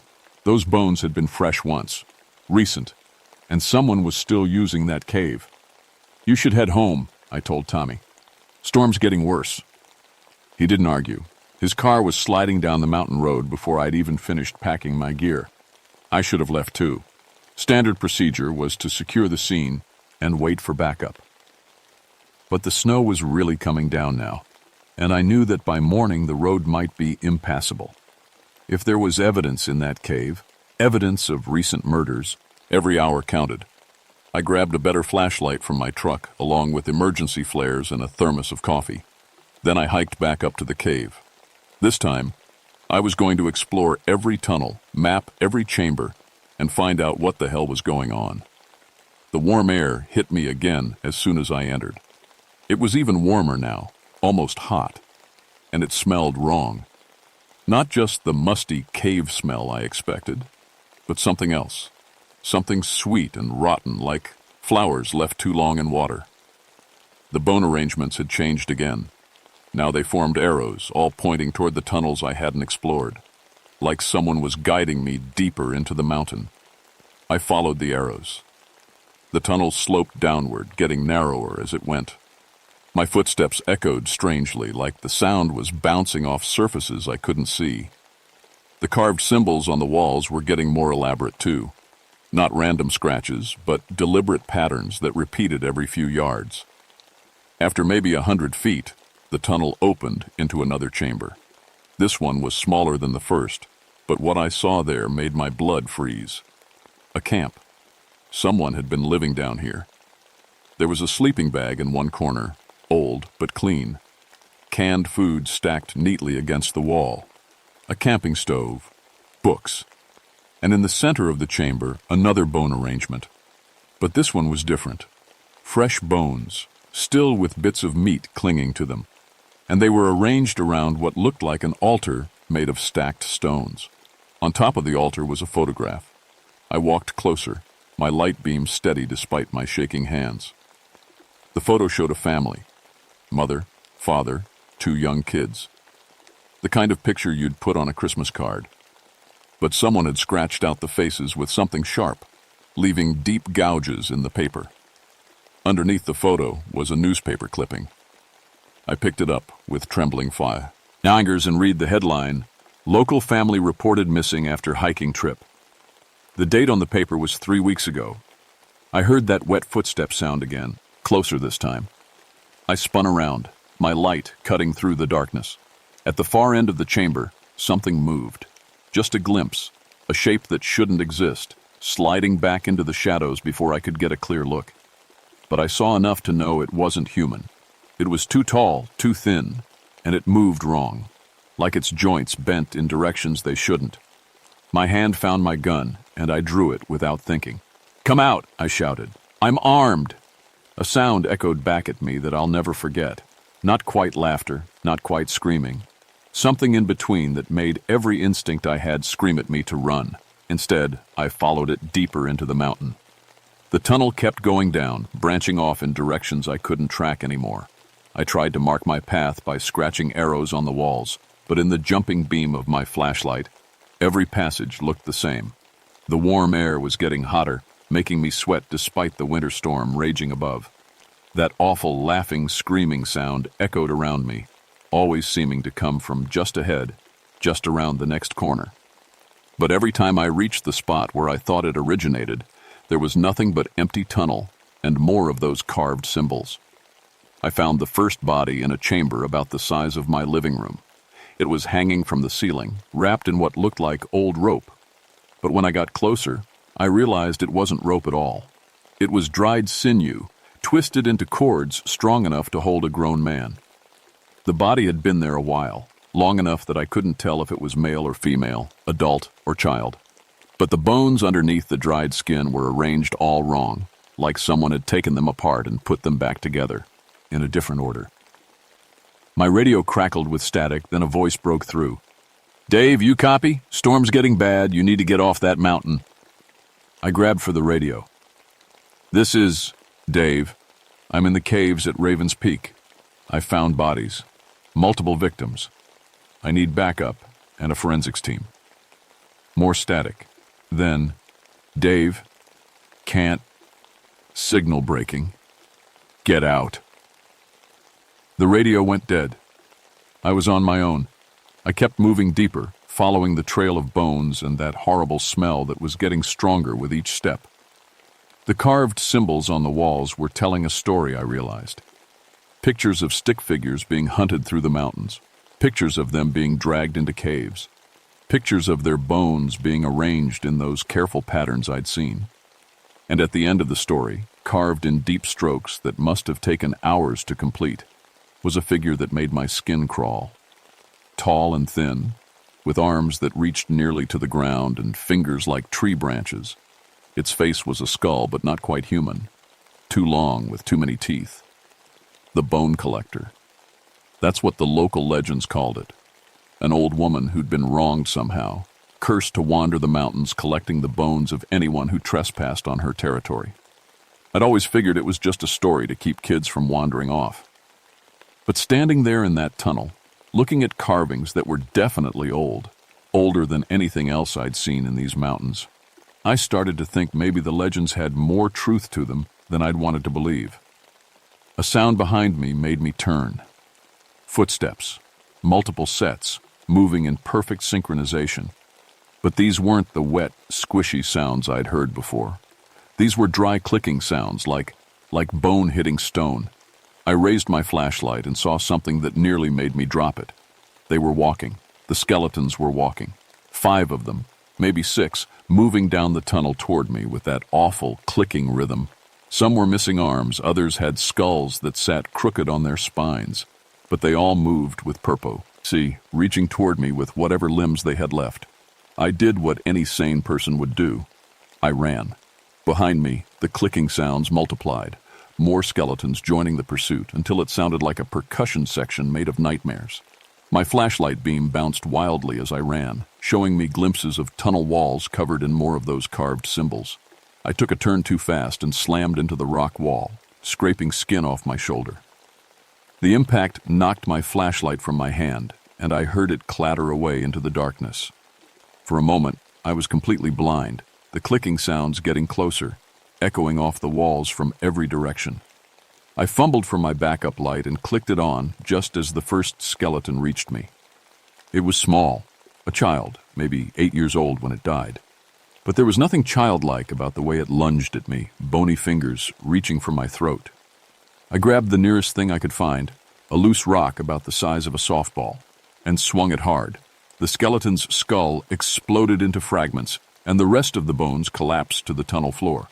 But there were more coming, lots more, and my light was showing me things I didn't want to see. These weren't just random skeletons. They were trophies. Each one had been carefully prepared, the bones cleaned and polished and arranged just so. Some had scraps of clothing still clinging to them, a child's sneaker, a woman's wedding ring still on a skeletal finger, a man's watch that had stopped at 3:17. I ran again, smashing through grasping bone fingers and kicking aside rib cages that tried to trip me. The tunnel was sloping upward now, and I could feel a slight breeze on my face. Fresh air. An exit. But as I ran toward what I hoped was freedom, I heard something that stopped me cold. A voice. Human, but wrong somehow, like it was coming from a throat that had forgotten on how to form words properly. David Wolfbane. It knew my name. Your grandfather walked these tunnels, left his bones here. For me. My grandfather. He'd disappeared in Cham, these mountains in 1942, when my father was just a boy. Search teams looked for weeks, but never found a trace of him. The voice was getting closer, echoing from the tunnels behind me. You have his scent, his blood. You belong with the collection. I reached the end of the tunnel and found myself in a chamber so large my flashlight couldn't reach the far walls. But what I could see made me understand exactly what I was dealing with. The entire chamber was filled with bones, not scattered like in the first cave, but built into structures. Bone houses, bone towers, bone furniture. And in the center, sitting on a throne made of human skulls, was the thing that had been hunting me, the bone collector. It was huge, maybe 8 feet tall with arms that reached nearly to the ground and fingers like gnarled tree roots. Its skin was the color and texture of old leather, stretched tight over bones that seemed too long for any human body. But it was the eyes that really got to me.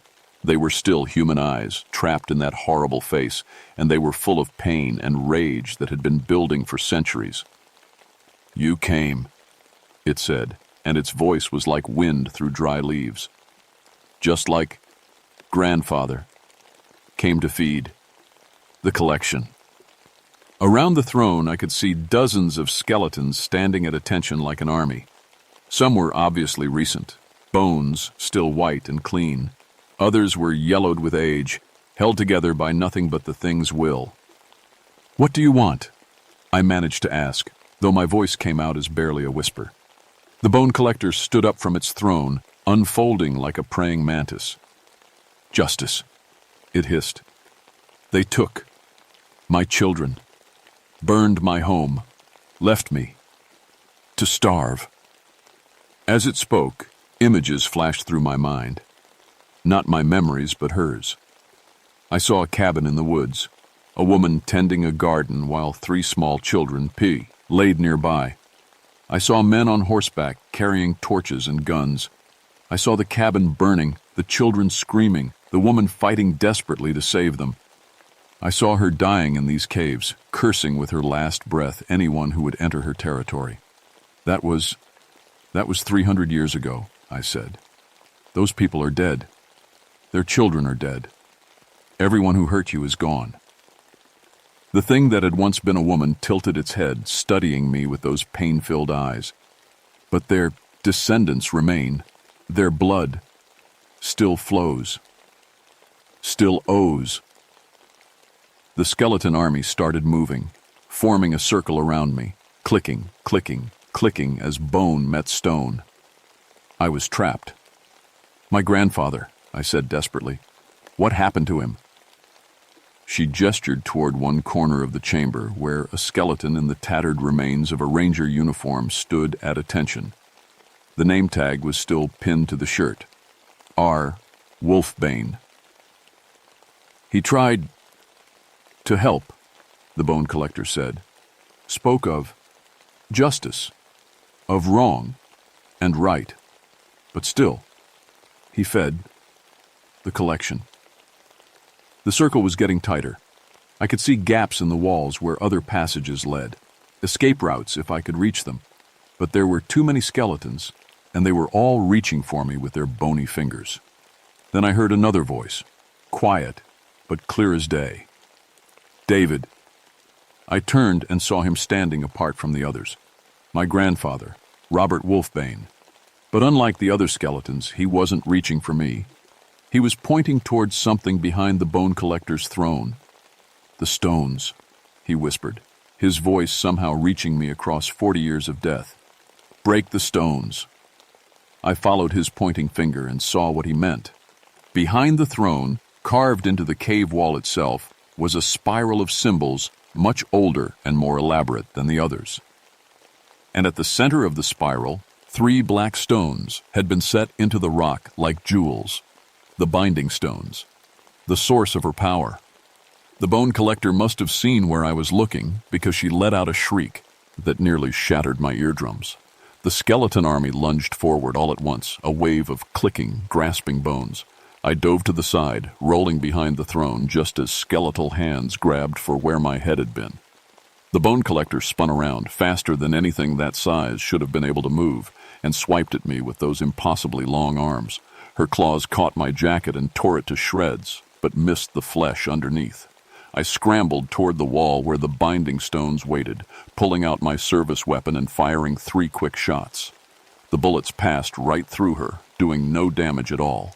But the sound echoed through the chamber, and for just a moment the skeletons stopped moving. That moment was all I needed. I grabbed the largest rock I could find, a chunk of limestone about the size of a football, and brought it down on the first binding stone as hard as I could. The stone cracked. The bone collector screamed, a sound like all the pain in the world given voice. The skeletons around me began to tremble, bones rattling like wind chimes in a hurricane. I hit the second stone. It shattered completely. Half the skeleton army collapsed, bones scattering across the cave floor like dropped toys.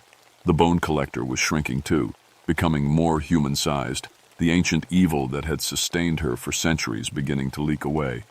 "Please," she said, and for the first time her voice sounded almost normal, almost human.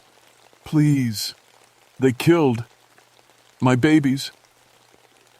I looked at the third stone, raised my rock to smash it, and hesitated. Those images she'd shown me, of her children burning, of her dying alone in these caves, they weren't lies. She had been wronged, terribly, inexcusably wronged. But how many innocents had paid for that wrong? How many families destroyed to feed her need for justice? "I'm sorry," I said. "I'm sorry for what they did to you. But this isn't justice. This is just more death." I brought the rock down on the final binding stone. The stone exploded like a gunshot, and suddenly the chamber was filled with light. Not artificial light from my flashlight, but warm, golden light that seemed to come from everywhere and nowhere. In that light, the bone collector changed one last time. The leather skin fell away like a shed snakeskin. The 2 long bones shortened and straightened. The claws became hands, human hands. And when the transformation was complete, standing before me was a woman, maybe 30 years old, wearing a simple dress that belonged to another century. She was beautiful. Not the terrible beauty of something inhuman, but the simple, honest beauty of a mother who had loved her children more than her own life. "Thank you," she said, and her voice was soft and sad and grateful all at once. I had forgotten who I was. Around us, the remaining skeletons were changing too. The bones were settling into neat piles, no longer animated by rage and ancient magic. But more than that, I could see them. The spirits of the people who had died in these caves. They were standing behind their earthly remains, looking peaceful for the first time in years or decades or centuries. My grandfather was among them. He walked over to me, not quite solid, but definitely there, and put a hand on my shoulder that I could actually feel. "You did good, boy," he said. "I'm proud of you." "Grandpa, But he was already fading, along with all the others. The golden light was fading too, leaving me alone in a cave full of bones and a woman who had been dead for 300 years. She was fading as well, becoming transparent around the edges. "Will they be all right?" I asked. "The people who died here?" She smiled, and in that smile I could see the mother she had been, before grief and rage had twisted her into something else. "They are free now, as am I." She looked around the chamber one last time. "Bury them properly, they deserve that much."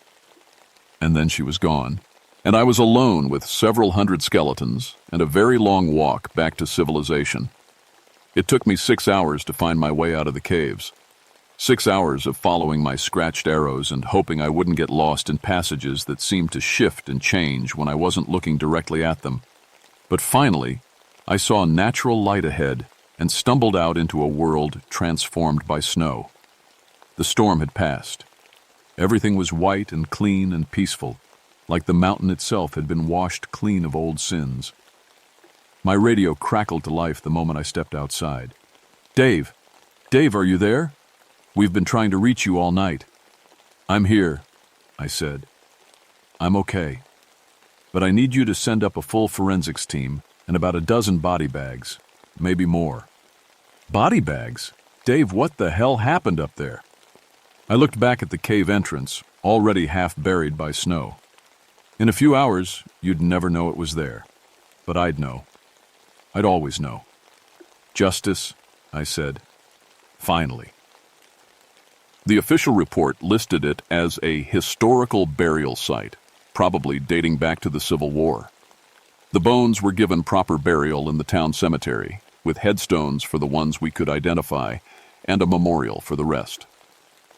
The families who had lost loved ones over the years finally had closure, even if they never learned the whole truth.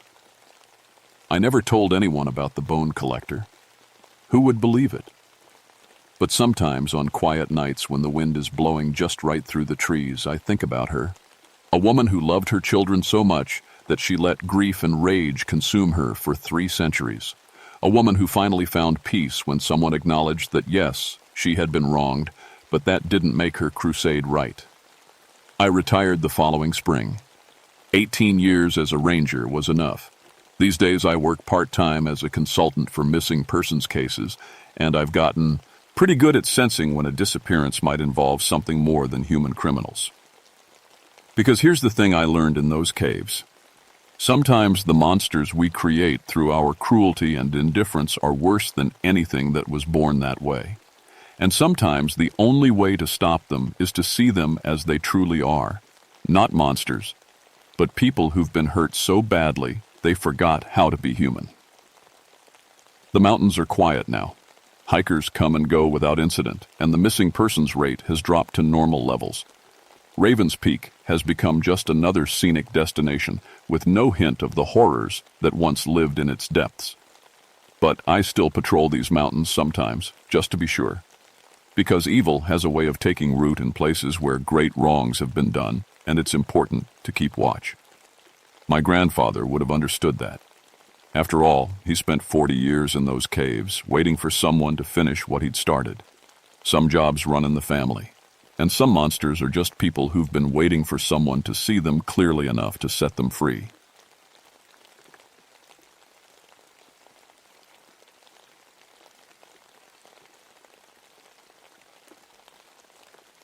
My name is Jennifer Moonwhisper, but everyone calls me Jenny. I'm a park naturalist at Shenandoah National Park, and I spend most days explaining to tourists why the mountains look the way they do. I have a PhD in geology, which sounds fancy, but really it just means I love rocks more than most people love their pets. The summer of 1979 was hotter than usual. The air hung thick and heavy, making everything feel slow and sticky. I was working on an article for National Geographic about acoustic geology, how sound travels through different rock formations. It was the kind of project that could make my career if I got it right. That's when the reports started coming in about Hemlock Hollow. The hollow sits about 3 miles up the Appalachian Trail, tucked away like nature's secret amphitheater. Massive granite stones form a perfect circle, each one taller than a grown man. Cherokee people used to come here for ceremonies, according to the old park records. Now it's mostly hikers who stumble across it by accident. But in June, something changed. A family from Ohio came down from the trail looking shaken. The father, a big man with sunburned arms, kept shaking his head as he talked to me at the visitor center. "Those rocks were singing," he said. "I know how that sounds, but I swear they were making music. Like a church choir, but older." His wife nodded quickly. "It was beautiful but scary at the same time. Made our skin crawl." Their teenage daughter hadn't said a word since they got back. She just stared at her hands, humming something under her breath that sounded like no tune I'd ever heard. I get weird reports all the time. People see Bigfoot in the rhododendron bushes or claim they've found Cherokee gold. Usually I just smile and suggest they drink more water when they're hiking. But something about this family felt different. They weren't the type to make thin. G.S. up. 2 days later, another group came down with the same story, then another. Always the same details. Rocks singing at dawn, beautiful harmonies that made you want to cry, and afterward, people acting strange for hours. Some hummed tunes they couldn't remember learning. Others just went quiet, like they'd heard something they weren't supposed to. My great-grandmother was Cherokee. She died when I was 12, but I still remembered the stories she used to tell about places where the earth itself had memory. She'd touch my hand and say, "Jenny girl, some spots hold on to voices longer than they should." I'd always thought she was just trying to scare me into being good. By the 3rd week of June, I couldn't ignore it anymore. I packed my acoustic equipment, my camping gear, and enough scientific skepticism to last a weekend. Whatever was happening at Hemlock Hollow had a perfectly logical explanation. I just had to find it.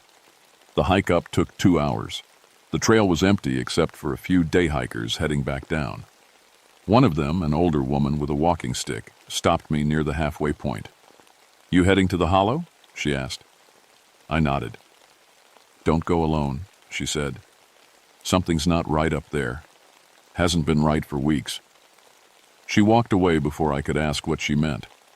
The woods grew thicker as I climbed higher. Oak and maple gave way to dense hemlock groves that blocked out most of the sun. The air got cooler, which should have felt good after the heat down in the valley. Instead, it felt heavy, like breathing through wet cloth. When I finally reached Hemlock Hollow, the first thing I noticed was the silence. Not normal forest quiet, the kind of silence that means everything is hiding. No birds, no insects. Even the wind seemed afraid to make noise. The stone circle looked exactly like it did in all the park photos, but seeing it in person was different. These weren't just rocks, they were monuments, each one placed with purpose and care. The granite had a strange shimmer to it, like there were crystals mixed in that caught light from nowhere. I set up my tent on the far side of the hollow and arranged my equipment. Acoustic sensors, digital recorders, even an old analog device I'd borrowed from the university. If these stones were making music, I was going to capture every note. As the sun went down, the silence got deeper. I ate dinner from a can and tried to read, but I kept looking up at the stones. They seemed bigger in the twilight, like they were leaning in to listen to something I couldn't hear.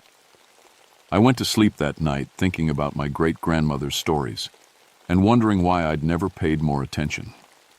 I woke up before dawn to the most beautiful sound I'd ever heard. It started soft, like wind through trees, but wind doesn't have harmony. This was singing, human voices blending together in ways that made my chest tight with emotion I couldn't name. The melody seemed familiar, like something I'd heard in dreams. I grabbed my equipment and stumbled out of the tent. The stone circle was glowing, not bright like electric lights, more like moonlight, but the moon had set hours ago. Each massive granite stone had a soft silver shimmer that pulsed in time with the singing. My hands shook as I turned on the recorders. The digital display showed sound levels way higher than anything the human ear should be able to handle, but the singing didn't hurt. It felt like coming home to a place I'd never been. The voices weren't English. They weren't any language I recognized, but somehow I understood the feeling behind the words. Sadness, longing, and something else. A warning. Through my headphones, the music sounded different. Layered. Like dozens of voices singing the same song across centuries, all at once. I could hear individual parts weaving together, deep bass notes that seemed to come from inside the stones themselves, high, clear voices that sounded like children, and in between, adult voices carrying melodies that made my Cherokee blood remember things my mind had forgotten. As the sky grew lighter, the singing grew stronger. The stones pulsed brighter. And I saw them. Shadows that weren't quite shadows moving between the stones. At first I thought it was just my eyes adjusting to the weird light. But the shadows had shape. They were people, or had been people once. Tall figures in buckskin and feathers, their faces painted for ceremony. They moved in slow circles around the stones, their feet making no sound on the forest floor. Some carried objects I couldn't quite see clearly. Others held their hands up to the sky like they were catching something falling from the stars. I tried to stay calm. This was just a hallucination brought on by acoustic vibrations. Infrasound could make people see things that weren't there. That was science. That made sense. But then one of the figures looked directly at me. Her face was painted with white clay and red ochre in patterns that seemed to shift when I wasn't looking straight at them. Her eyes were dark and deep, like pools of water that went down forever. When she smiled, I heard my great-grandmother's voice saying my name. Jenny girl. I dropped my headphones. The cord yanked the recorder off its tripod, and it hit the ground with a crash that broke the spell. The singing stopped mid-note. The lights faded. The shadows disappeared like smoke. I stood alone in Hemlock Hollow with the sun coming up and my equipment scattered around my feet. The digital recorder was still running. I played back what it had captured, expecting to hear nothing but wind and my own breathing. Instead, I heard the voices. All of them. Crystal clear and impossible. But there was something else on the recording, something I hadn't noticed while the singing was happening. Underneath the beautiful harmony was another sound. Lower, angrier, like something trying to claw its way out of the earth itself. I packed up my gear with hands that wouldn't stop shaking and hiked back to the park headquarters as fast as I could. The whole way down, I felt like something was following me just out of sight, matching my pace, waiting for me to turn around. Back at the visitor center, I found Tom Bradley, the head ranger, dealing with a small crowd of hikers. They're all saying the same thing, he told me when I pulled him aside. Heard singing up at the hollow around dawn. Now they want to go back up there with their families to hear it again. Don't let them, I said. He looked at me funny. Jenny, you okay? You look like you've seen a ghost. The word ghost made my skin crawl. Just keep people away from the hollow for a few days, until I can figure out what's causing the acoustic phenomenon. That night, I couldn't sleep. Every time I closed my eyes, I saw that painted face looking at me with recognition, like she'd been waiting for me specifically. I kept hearing my great-grandmother's voice mixed in with the stone singers, calling my name with love and disappointment. I had avoided thinking about my Cherokee heritage for years. It was easier to be just a scientist, just Dr. Jennifer Moonwhisper with the fancy degree and the rational explanations. Being Cherokee Irish meant dealing with questions I didn't want to answer and stories I didn't want to believe. But the stones were singing, and something in their song knew exactly who I was. I went back to the hollow 3 more times over the next week. Each time, the singing got stronger, and the visions got clearer. By my second visit, I could make out individual faces among the shadow people, warriors with scars from old battles, women with babies tied to their backs, elders with eyes that held the wisdom of mountains. They moved through their ceremonies like they had been doing it forever and would keep doing it long after the world ended. But I wasn't the only one being drawn back to the stones. On Wednesday morning, I found fresh footprints around the hollow, boot prints from at least 6 different people, all leading to the center of the stone circle. In the middle, someone had built a small fire. The ashes were still warm. Scattered around the fire pit were personal items: a wedding ring, a child's toy dinosaur, a photograph of a young soldier, a pair of reading glasses, things people had left as offerings. That afternoon, Tom radioed me with more bad news. Jenny, I've got 12 people asking for permits to camp at the hollow. They all heard the singing and want to experience it again. Some of them are talking about spiritual awakening and ancestral calling. What am I supposed to tell them? Tell them it's closed for geological survey, I said. For how long? I didn't have an answer for that. The third time I went back, I brought more equipment and a lot more courage. I also brought tobacco, the way my great-grandmother had taught me to approach sacred places. I left it at the base of the largest stone and whispered a prayer I half remembered from childhood. The shadow people seemed calmer that night. They still moved through their ceremonies, but some of them nodded to me as they passed. A few even smiled. One old woman reached out like she was going to touch my face, but her hand passed through me like cool smoke. That's when I realized I might have it backward. Maybe I was the ghost here. Maybe I was seeing the hollow the way it really was, and my normal world was the shadow. The singing that night was different too. Sadder. More urgent. And mixed in with the Cherokee voices, I started hearing other things. Screams, crying, the sound of something being dragged across stone. I looked closer at the ceremonies happening around me, and I saw what I had missed before. Not all of the shadow people were participating willingly. Some were bound with rope. Others had terror in their inn. Yes, and the largest stone, the one I had put tobacco at, was stained dark at its base. This hadn't just been a place for ceremonies. It had been a place for punishment. The beautiful.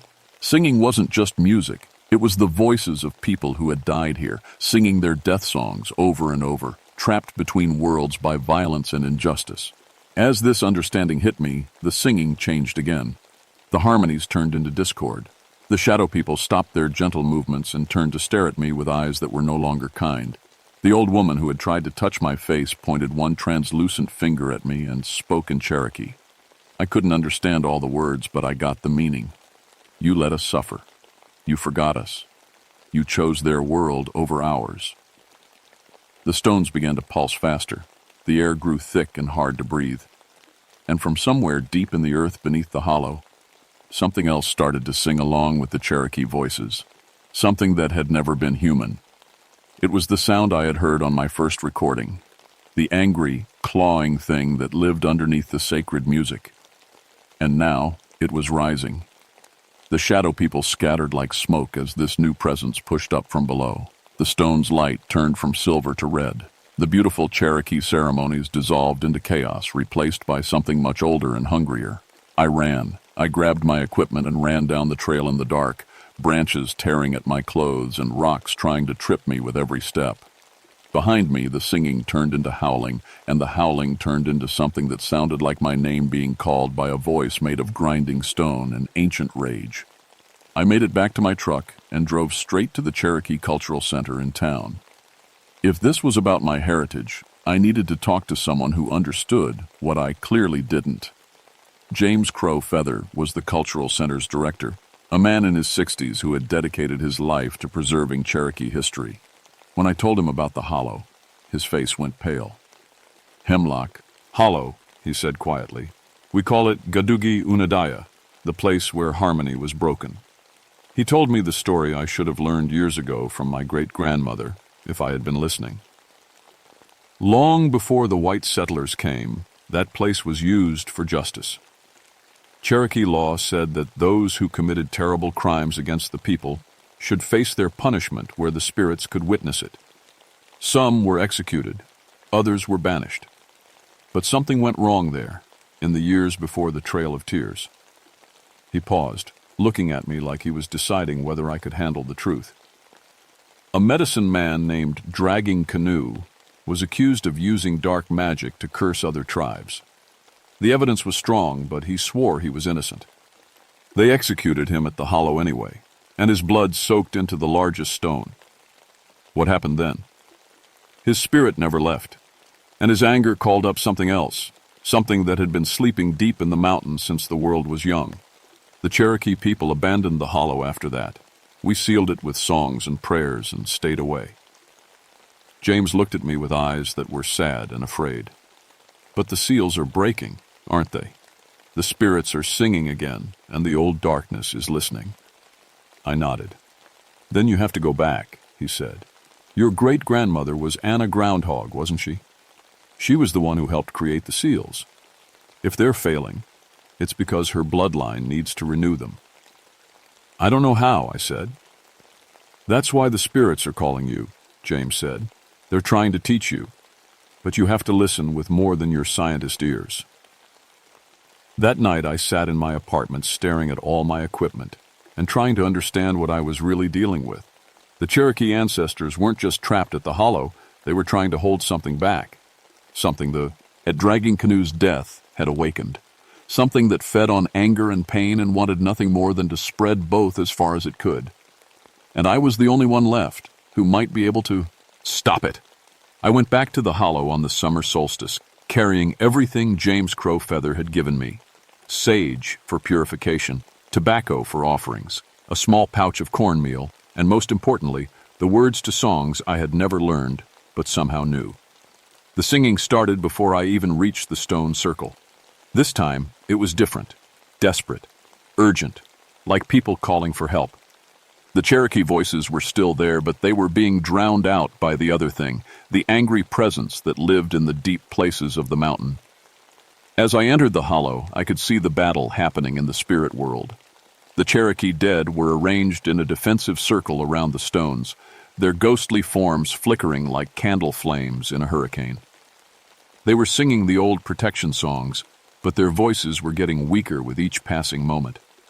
And rising up from cracks in the earth came tentacles of pure darkness, not shadow, but actual darkness that hurt to look at. They wrapped around the ankles of the Cherokee spirits and pulled them down, trying to drag them into whatever pit Dragging Canoe's rage had opened. At the center of it all stood the largest stone, and carved into its surface were symbols I hadn't noticed before.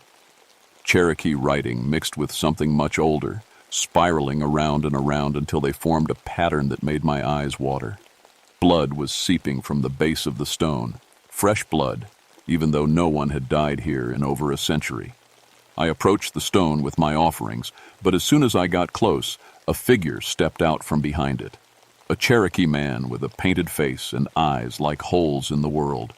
Dragging Canoe himself, still angry, still claiming innocence, still calling up darkness to prove his point. He spoke to me in Cherokee, but this time I understood every word. You are Anna Groundhog's blood, and you abandoned us. You chose the white world over your people. You let the seals weaken while you played with rocks and forgot the songs. I didn't know, I said. You didn't want to know. But now the darkness rises, and it will spread beyond this mountain. It will poison every sacred place, turn every ancestor against their children, until there is nothing left but rage and pain.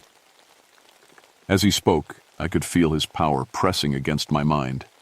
He was trying to turn me angry, trying to make me blame everyone who had failed to teach me, everyone who had let Cherokee culture fade, everyone who had ever made me feel ashamed of my heritage. And for a moment, it worked. I felt fury rising in my chest, at my parents for not teaching me the language, at my great-grandmother for dying before I was ready to listen, at myself for choosing science over spirit, at the whole world for making me feel like I had to pick sides. The darkness around Dragging Canoe grew stronger, fed by my anger.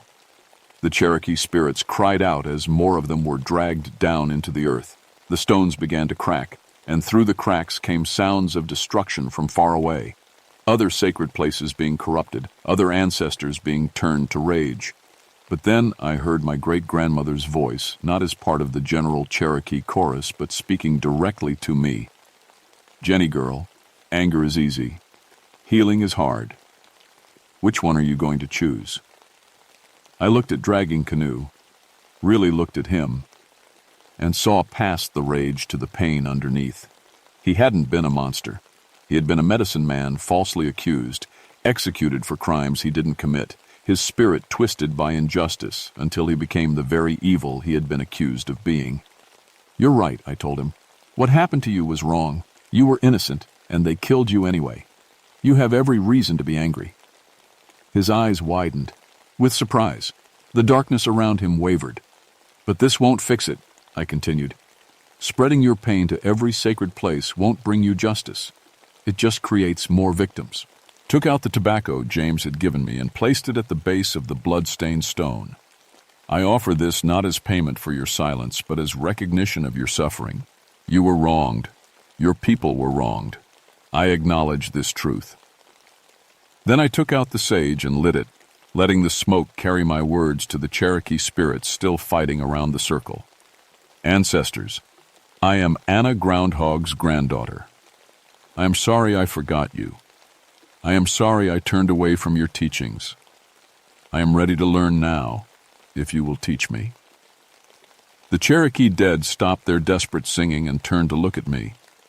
I saw recognition in their faces, and relief, and something that might have been forgiveness.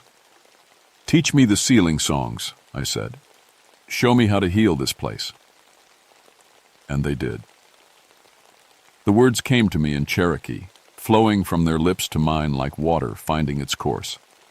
I sang protection over the hollow, binding the darkness back into the deep places where it belonged. I sang healing over Dragging Canoe's spirit, offering him the peace that execution had stolen from him. He fought it at first, clinging to his rage like armor. But as I kept singing, kept acknowledging his pain while refusing to feed his anger, he began to let go. The darkness released its hold on him, and for the first time in 2 centuries he looked like the medicine man he had been. Tired, hurt, but not evil. "Thank you," he whispered, and faded into light. With their tormentor gone, the other Cherokee spirits could complete their work. They sang the old songs with me, teaching me the words and melodies that had protected sacred places for thousands of years.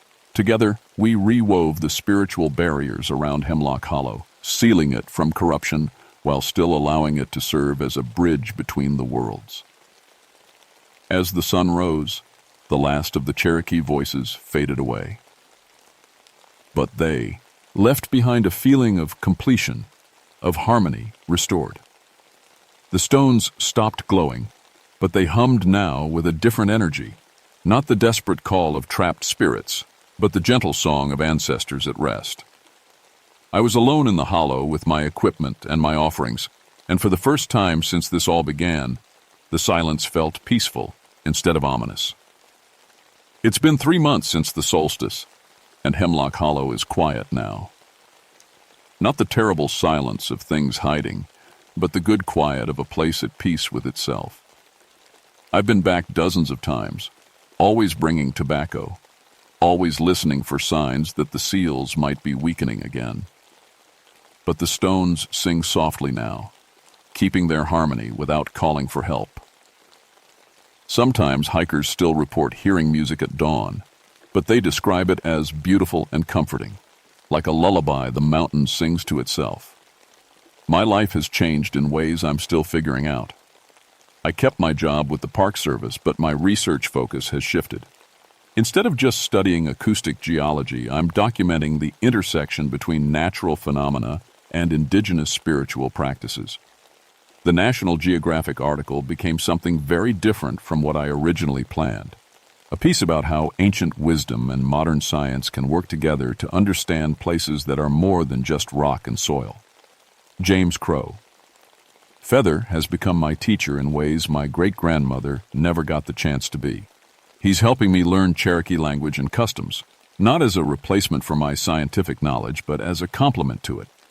I'm discovering that being Cherokee and being a geologist aren't conflicting identities. They're 2 ways of understanding the same truth about how deeply connected everything really is. I've also become an unofficial guardian of other sacred sites throughout the park. There are places woko. Here the spiritual and physical worlds touch, and some of them need watching. I use my position as a park naturalist to make sure they're protected while teaching visitors to approach them with proper respect. The most important change is harder to put into words. That night at the Hollow, I stopped being afraid of the parts of myself I couldn't measure or explain. I learned that acknowledging mystery doesn't mean abandoning reason. It means understanding that reason has limits, and that's okay. Sometimes, late at night in my apartment, I still hear echoes of the Cherokee voices, not calling for help anymore, just letting me know they're still there, still watching over the places that matter. My great-grandmother's voice is among them now, and when I catch fragments of her words on the wind, they're always the same. Jenny girl, You did good. But I know my work isn't finished. The darkness that Dragging Canoe called up from the deep places of the earth is still down there, still hungry, still looking for cracks in the world's protection. There are other angry spirits in other places, other injustices that have carved wounds in the land itself. And I'm starting to understand that what happened at Hemlock Hollow was just the beginning. Last week I got reports of strange lights and impossible music at a Civil War battlefield 2 counties over. The week before that, hikers complained about sad singing coming from a mountain where Cherokee families were massacred during the Trail of Tears. The spirits are calling again, and this time I'm ready to listen.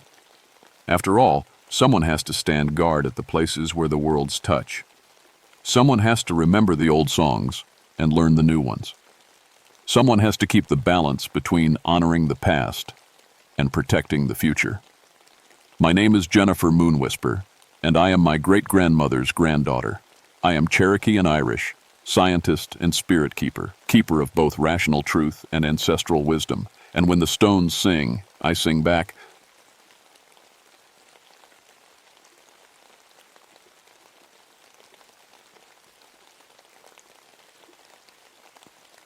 My name is Marcus Ashwood, and I've been a park ranger for 11 years.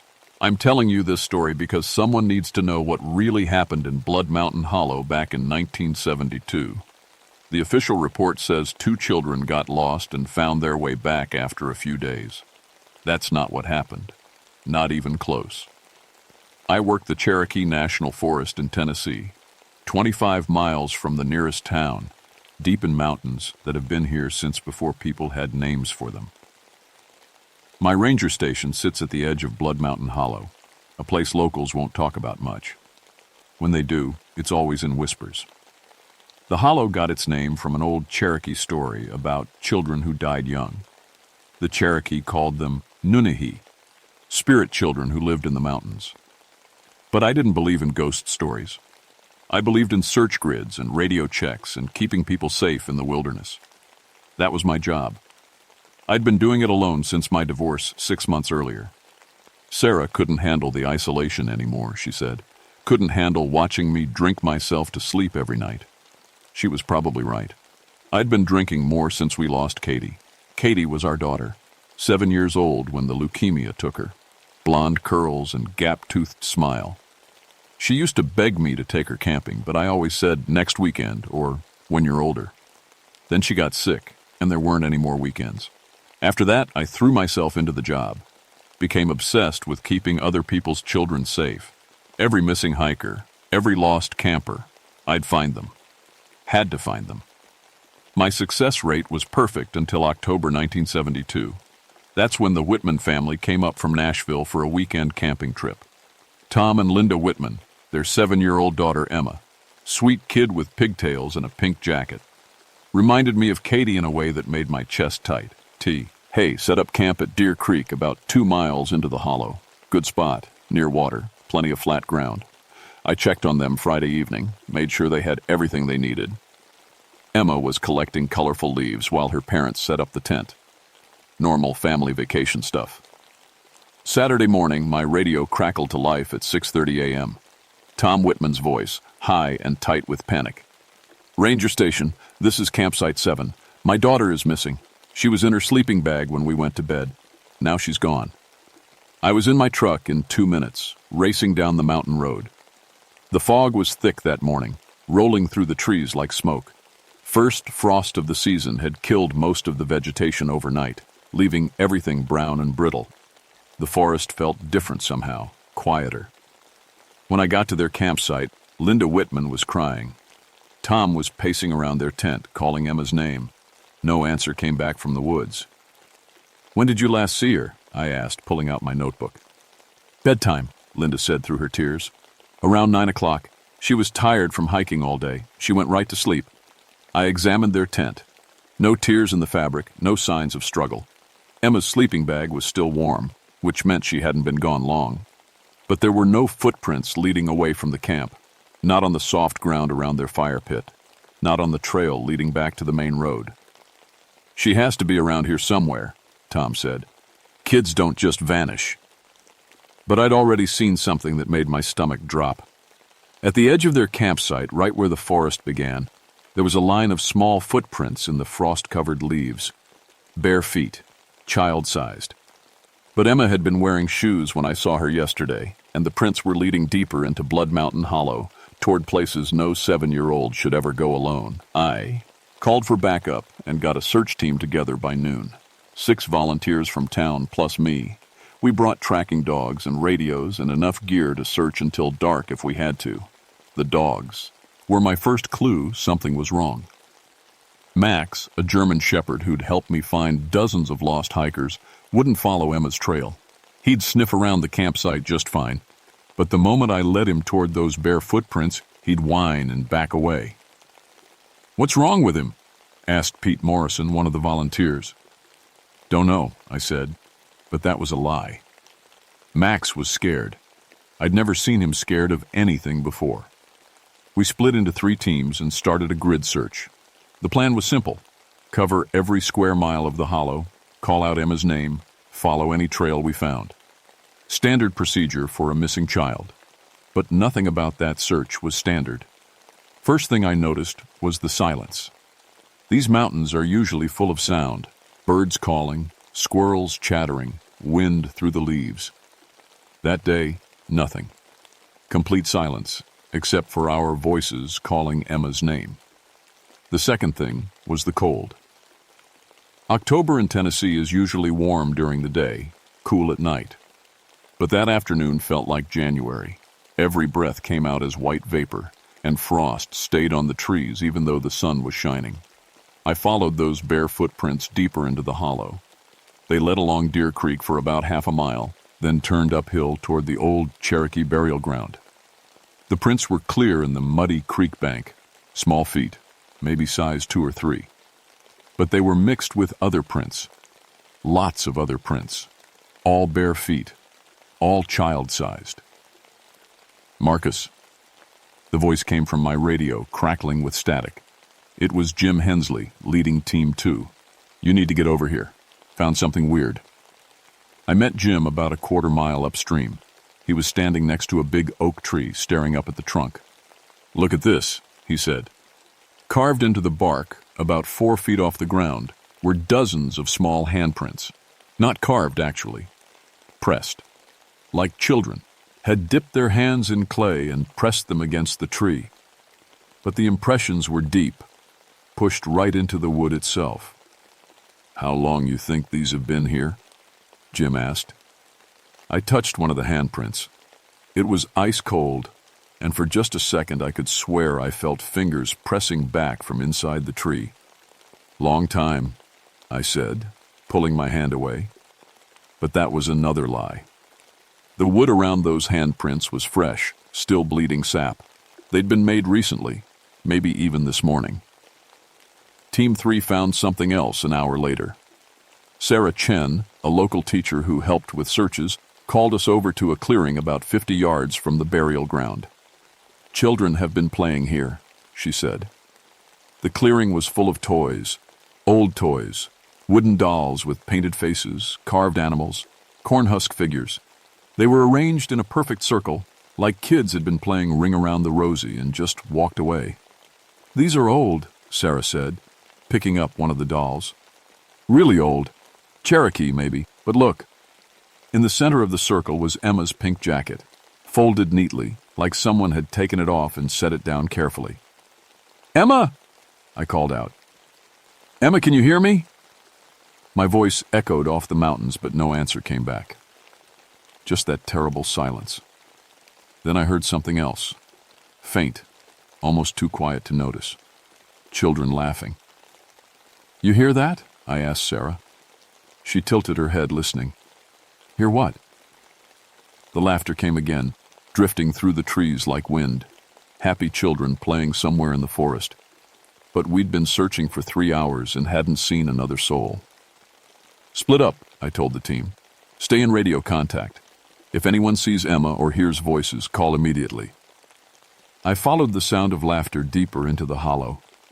It led me up a steep ridge, through stands of pine and oak, past outcroppings of gray sand. 1. The temperature kept dropping as I climbed, and my breath came in short puffs. The laughter got louder. Definitely children, maybe 4 or 5 of them, playing some kind of game. But every time I thought I was getting close, the sound would move, always just ahead of me, always just out of sight. I reached the top of the ridge as the sun was setting, the hollow spread out below me, filled with shadow and mist. And there, in a meadow about 200 yards away, I saw them. Children, maybe 6 or 7 of them, running in a circle, holding hands. They were pale, wearing old-fashioned clothes, long dresses for the girls, knee-length pants for the boys. And they were all barefoot. "Hey," I called out. "Hey, kids." They stopped running and looked up at me. Even from that distance, I could see their faces clearly. Too clearly, like I was looking through binoculars. They were beautiful children, with perfect skin and bright eyes. But something was wrong with them. Something I couldn't quite name. Then I saw Emma. She was standing in the center of the circle, still in her camping clothes. The other children were holding out their hands to her, inviting her to join their game. "Emma," I shouted, starting down the ridge. "Emma, stay right there." But when I looked up again, the meadow was empty. No children, no Emma. Just tall grass swaying in the wind. My radio crackled. "Marcus, where are you? It's getting dark. We need to head back." I looked around, confused. When had it gotten dark? The sun had been setting just a moment ago, but now full darkness had fallen. Stars were out, and a thin moon cast everything in silver light. "I'm coming," I said into the radio. But I wasn't sure I could find my way back. Nothing looked familiar anymore. The trees seemed different, older. The rocks had strange shapes I didn't remember. And somewhere in the distance, I could still hear children laughing. We searched for 3 more days, brought in state police, search helicopters, tracking dogs from 3 counties. Blood Mountain Hollow was crawling with people, but we might as well have been looking for smoke. Emma Whitman had vanished completely, but other things started happening. Strange things that made my skin crawl.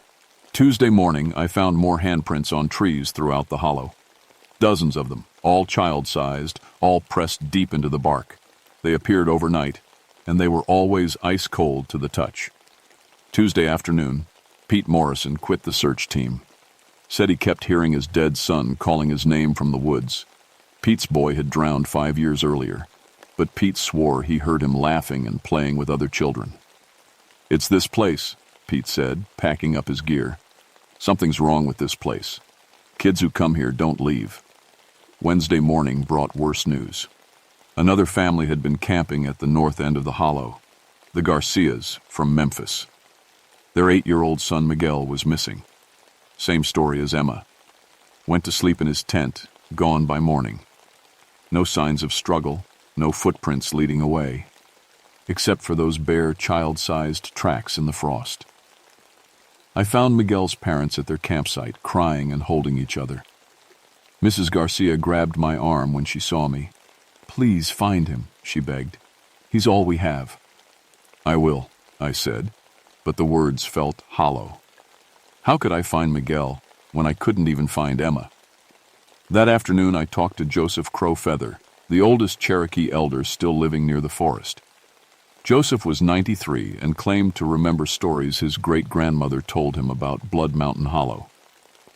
"Bad place," he said, shaking his head. "Children who die too young, they don't rest easy. They get lonely, want other children to play with them forever." "That's just a story," I said. "Is it?" Joseph looked at me with cloudy eyes. "How many children you lost in that hollow now? 2? More coming. Always more coming until someone makes it stop." "Now, how do I make it stop?" "Cherokee way is to honor the dead, give them what they need so they rest. But these spirits, they've been angry too long. They want living children now. Won't take anything else." That night I couldn't sleep. Every time I closed my eyes, I saw Emma standing in that circle of pale children. I kept thinking about what Pete had said. Kids who come to Blood Mountain Hollow don't leave. At 3 a.m. I grabbed my flashlight and walked out into the hollow. I told myself I was just making security rounds, but really I was hoping to see those children again. Maybe I could talk to them. convinced them to let Emma and Miguel go. The forest was dead quiet. No wind, no animal sounds, no insects. Just my footsteps crunching through frost-covered leaves. The cold was getting worse every night, like winter was coming early just to this one spot. I made it about half a mile before I saw the lights. Small, flickering lights, like candles, dotting the hillside ahead of me. They were moving in a pattern, weaving back and forth through the trees. As I got closer, I could see they were carried by children, the same pale children from the meadow. But there were more of them now, maybe 15 or 20, walking in single file up the mountain. They wore old-fashioned clothes and carried candles or oil lamps, and they were all barefoot despite the freezing temperature. Emma and Miguel were with them, walking hand in hand at the end of the line. "Emma!" I called out. "Miguel!" The children stopped and turned to look at me. Their faces were beautiful but wrong somehow, too perfect, like porcelain dolls, and their eyes reflected my flashlight beam like animal eyes. Emma smiled and waved at me. "Hi, Mr. Marcus. We're going to play forever." Her voice sounded strange, hollow, like it was coming from the bottom of a well. "Emma, you need to come with me. Your parents are worried sick." "My parents are here too," she said, pointing to two of the pale children.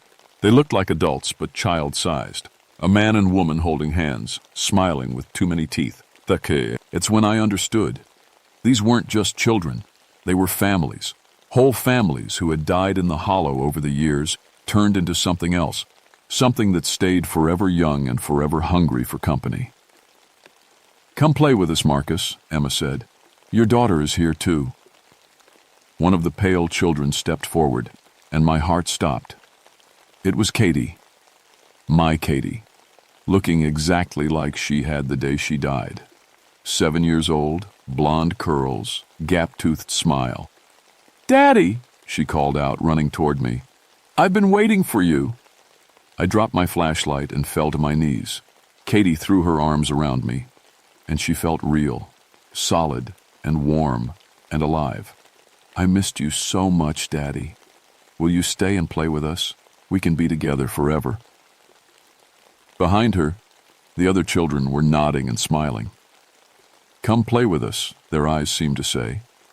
"Stay in the hollow. Never leave. Never grow old. Never feel pain again." I couldn't speak. This was what I'd wanted since the day Katie died. To hold her again, to be with her forever. But then I saw Emma and Miguel still holding hands with the pale children, still smiling those wrong smiles. They weren't rescued. They were trapped. And if I stayed, no one would ever look for them again. "Katie," I whispered. "I can't. Those children need my help." Her smile faded. "But Daddy, I need you too. I've been so lonely." The temperature around me dropped 20 degrees in seconds. Frost began forming on the trees, and my breath came out in thick white clouds. "Choose, Marcus," said one of the pale adults. "Stay with your daughter forever, or lose her again.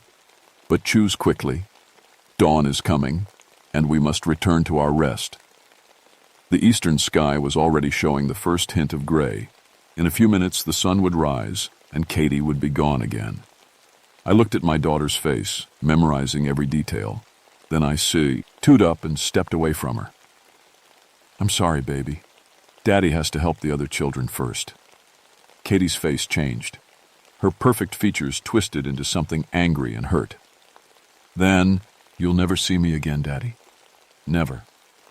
All the pale children began to fade as the sun came up, but Katie's voice echoed through the hollow long after she vanished. "Never again, Daddy. Never again." Joseph Crowfeather was waiting at my ranger station when I got back that morning. He took one look at my face and nodded. "You saw them." "My daughter," I said. Katie was there. "Spirit children take many forms. Show you what you want most. Make you want to stay." "How do I get Emma and Miguel back?" Joseph was quiet for a long time, staring out at Blood Mountain Hollow. "There is a way. Cherokee way. But it costs much." He explained the ritual. On the next new moon, 3 days away, I would have to go to the center of the burial ground at midnight. Bring offerings for the dead, tobacco, corn, and something precious. Speak the old words that would honor the spirits and ask them to release the living children. But spirits are angry, Joseph warned.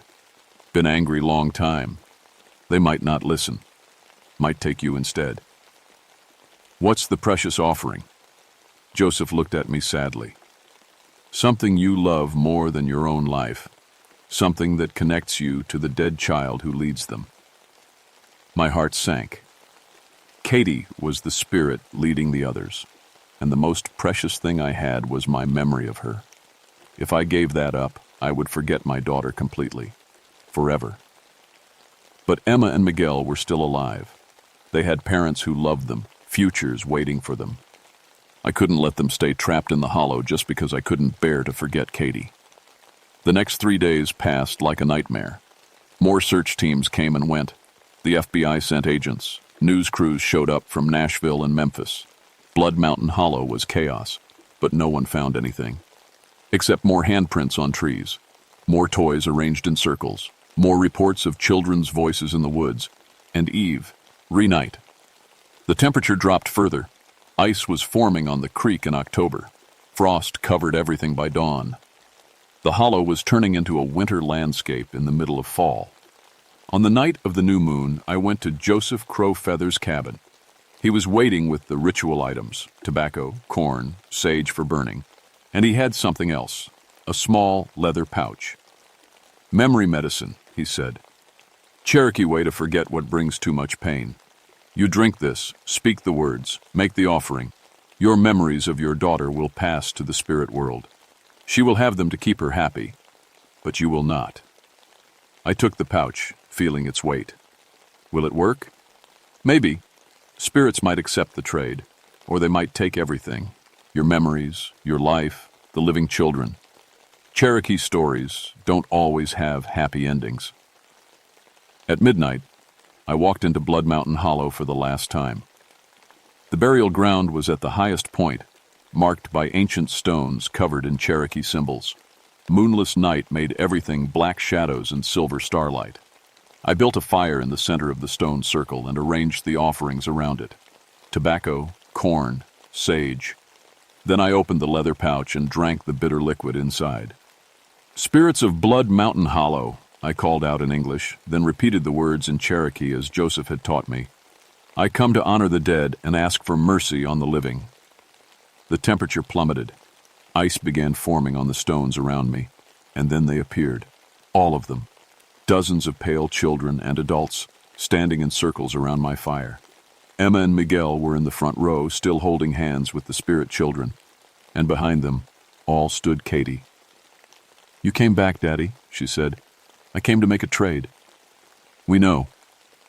Katie stepped forward. Your memories of me for the living children. Are you sure that's what you want? Once you forget me, I'll be gone forever, like I never existed at all. I looked at my daughter one last time. 7 years old, blonde curls, gap-toothed smile, the most beautiful thing I'd ever seen. I'm sure. Then speak the words. I threw the sage on the fire and spoke the Cherokee prayer Joseph had taught me. Words asking the spirits to accept my offering and release their prisoners. Words of respect for the dead and love for the living. As I spoke, my memories began to fade.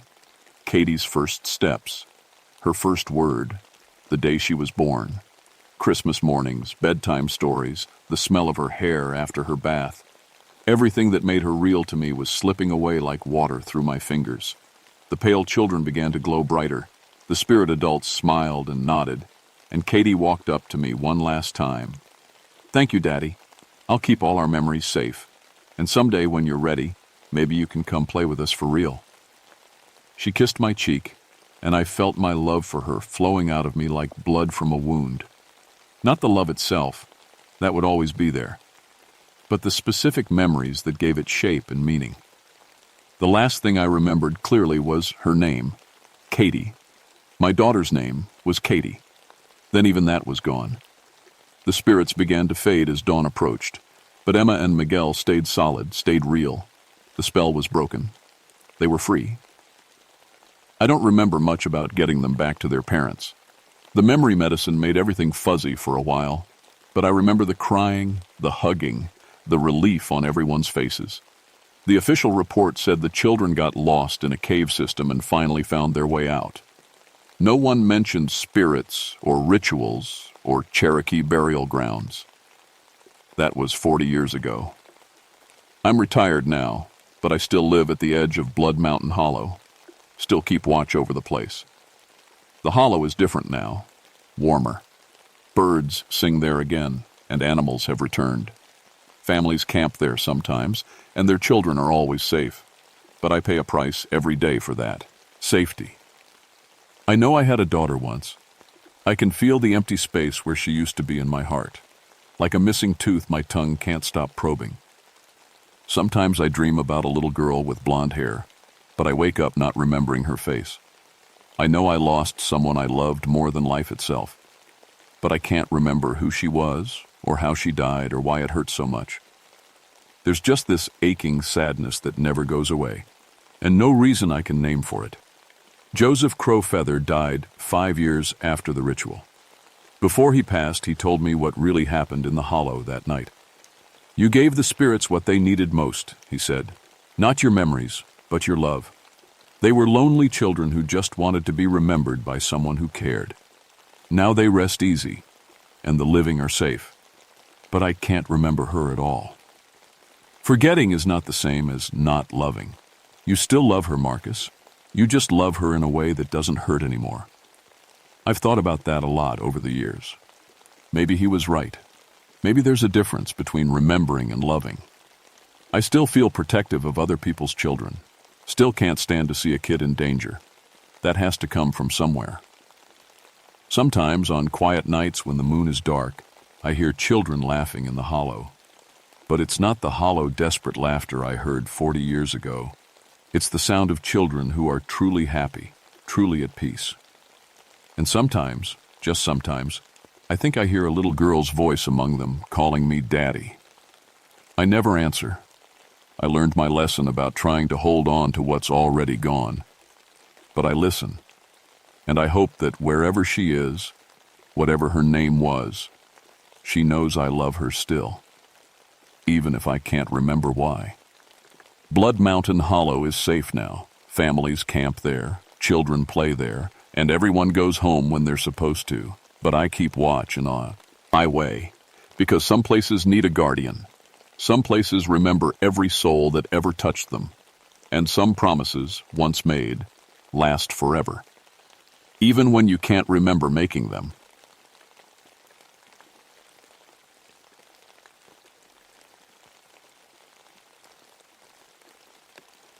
My name is Tom Ironwood, and I've been a park ranger for 10 years now.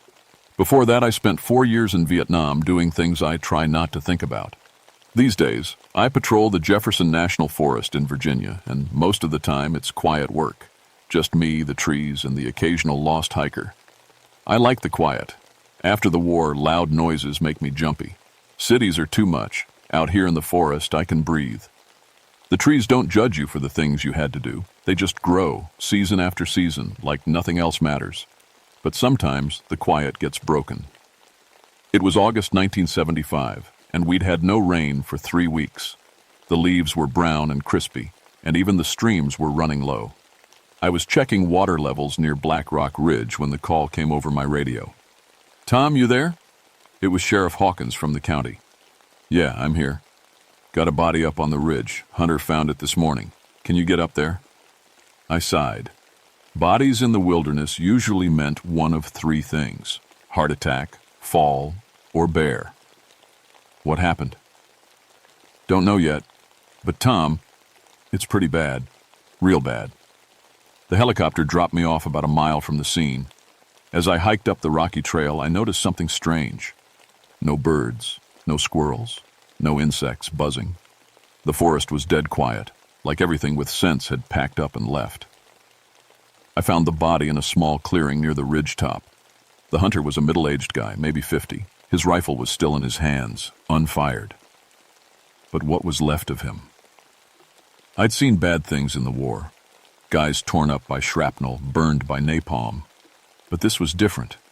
This looked like something had grabbed him and just played with him. The claw marks were huge, bigger than any bear I'd ever seen.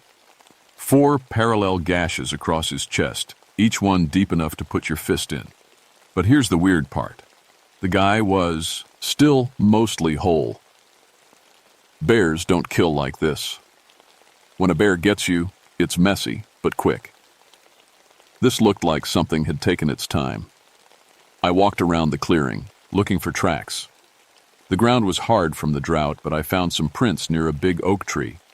They were huge, at least 18 inches long, but they weren't bear paws. They looked almost human, like giant human feet, but with claws. "What the hell?" I muttered. The prints led away from the clearing and up toward the ridge. I followed them for about 50 yards before they vanished on the rocky ground. But something else caught my eye. Scratch marks on the trees. Deep gouges in the bark, like someone had dragged their fingernails down the trunk. Except these scratches started about 12 feet up. I radioed the sheriff. "Hawkins, I'm going to need the coroner up here, and maybe someone from Fish and Game." "That bad?" I looked back at the body, then up at the scratch marks. I don't know what killed this guy, but it wasn't any animal I've ever seen. By the time the helicopter came back, I'd photographed everything and bagged some evidence. But as we flew away, I kept looking back at Black Rock Ridge. The mountain looked normal from the air, just trees and rocks and shadows. But I couldn't shake the feeling that something up there was looking back at me. That night, I called my old Army buddy Jake, who worked for Fish and Game. I described what I'd found. "Sounds like a bear to me," he said. "Jake, I've seen bear kills. This wasn't a bear." "Then what was it?" I didn't have an answer for that. 3 days later, I was back on Black Rock Ridge with Dr. Sarah Chen, a wildlife expert from the university. She'd driven up from Charlottesville to look at my evidence. "The claw marks are definitely from a large predator," she said, studying my photographs. "But you're right. The spacing is all wrong. For a black bear. Too wide. Too deep." We hiked to the kill site. The body was gone, but the bloodstains were still there. Dr. Chen knelt down and studied the scratch marks on the nearby trees. "These gouges, they're at least 3 inches deep, and the height—" She stood up, looking puzzled. "Tom, what animal do you know that can reach 12 feet up a tree and still have the leverage to claw this deep?" "None," I said. "That's the problem." We spent the morning looking for more tracks. The drought had baked the ground hard as concrete, but we found a few partial prints near a dried-up creek bed. Dr. Chen made plaster casts while I scouted the area. That's when I found the second site. About a quarter-mile from the first kill, I discovered another clearing. This one had been a campsite. I could see the remains of a fire ring and some scattered gear, but the tent was shredded, and there was blood on the ground. "Dr. Chen," I called, "you need to see this." She came running. When she saw the destroyed campsite, her face went pale. "Oh my God, is there a body?" "I don't think so, but look at this." I pointed to the tent. It hadn't just been torn. It had been opened with surgical precision. 3 parallel slashes, clean as a razor. What kind of animal opens a tent like it's unzipping it? We searched the area but found no trace of whoever had been camping, just some torn clothes and a lot of blood. But we did find more of those impossible footprints, heading deeper into the forest. "We should call this in," Dr. Chen said. I nodded, but as I reached for my radio, we heard something that made us both freeze. A sound from somewhere up on the ridge, low and rumbling, like a growl. But there was something almost human about it, like it was trying to form words. Dr. Chen grabbed my arm. "What was that?" "I don't know. But we're leaving. Now." As we hiked back toward the helicopter landing zone, I kept looking over my shoulder. The forest was still too quiet, but now it felt different. It felt like we were being watched. That evening, I drove into town to talk to some of the old-timers at Murphy's Tavern. These were guys who'd hunted and fished these mountains their whole lives. If anyone would know about unusual animals, they would. Black Rock Ridge? Old Pete Murphy shook his head. Ain't nobody hunted up there for years. Not since the troubles started. What troubles? Pete glanced around the bar, then leaned in close.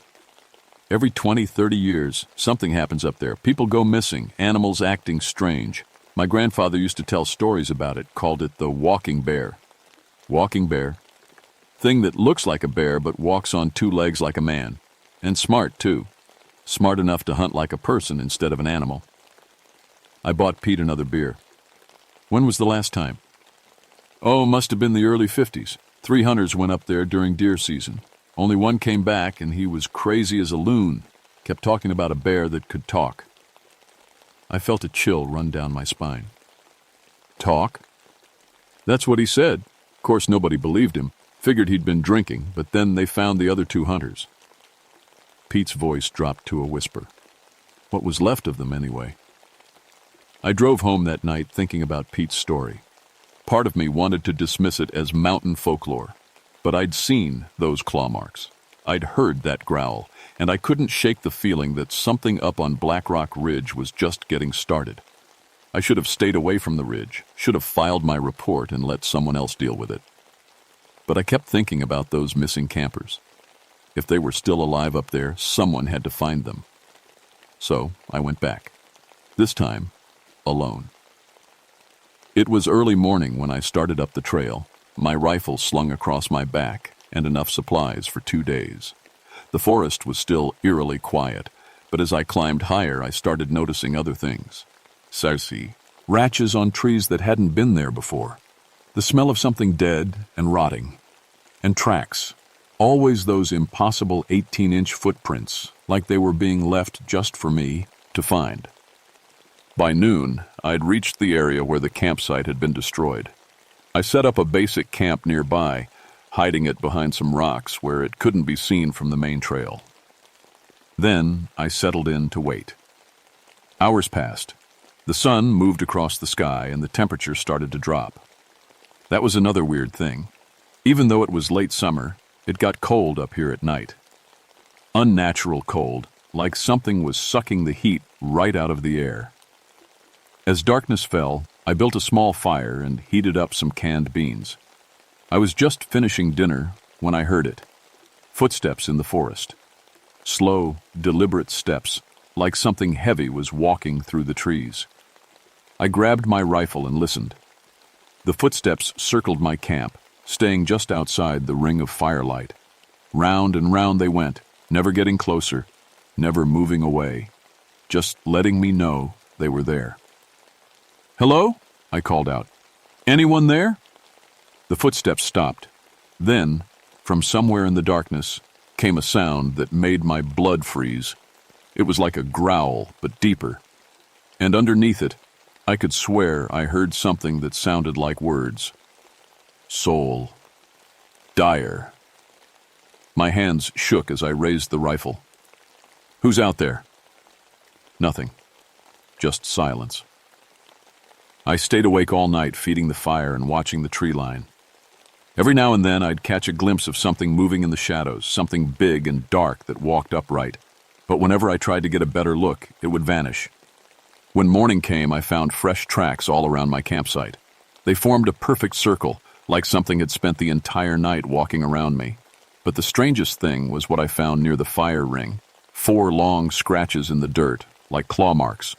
And arranged next to them, 3 stones placed in a neat triangle. No animal arranges stones. No animal leaves messages. I packed up fast and highs, ked to higher ground, looking for a better vantage point. About a mile up the ridge, I found an old fire tower, just a wooden platform built around a tall pine tree. I climbed up and used my binoculars to scan the forest below. That's when I saw it. Moving through the trees about 100 yards away was something that shouldn't exist. It walked on 2 legs like a man, but it was huge, maybe 9 feet tall. Its body was covered in dark fur, and its arms were longer than any human's. But the worst part was its face. Even from a distance, I could see it wasn't quite animal and not quite human either. and it was looking right at me. We stared at each other across the forest. Then the thing raised one massive arm, almost like it was waving, and melted back into the trees. I climbed down from the tower with my heart hammering in my chest. Whatever was up here, it was intelligent. It had been watching me, studying me, and now it wanted me to know it was there. That night, I made camp in a small cave I found near the ridge top.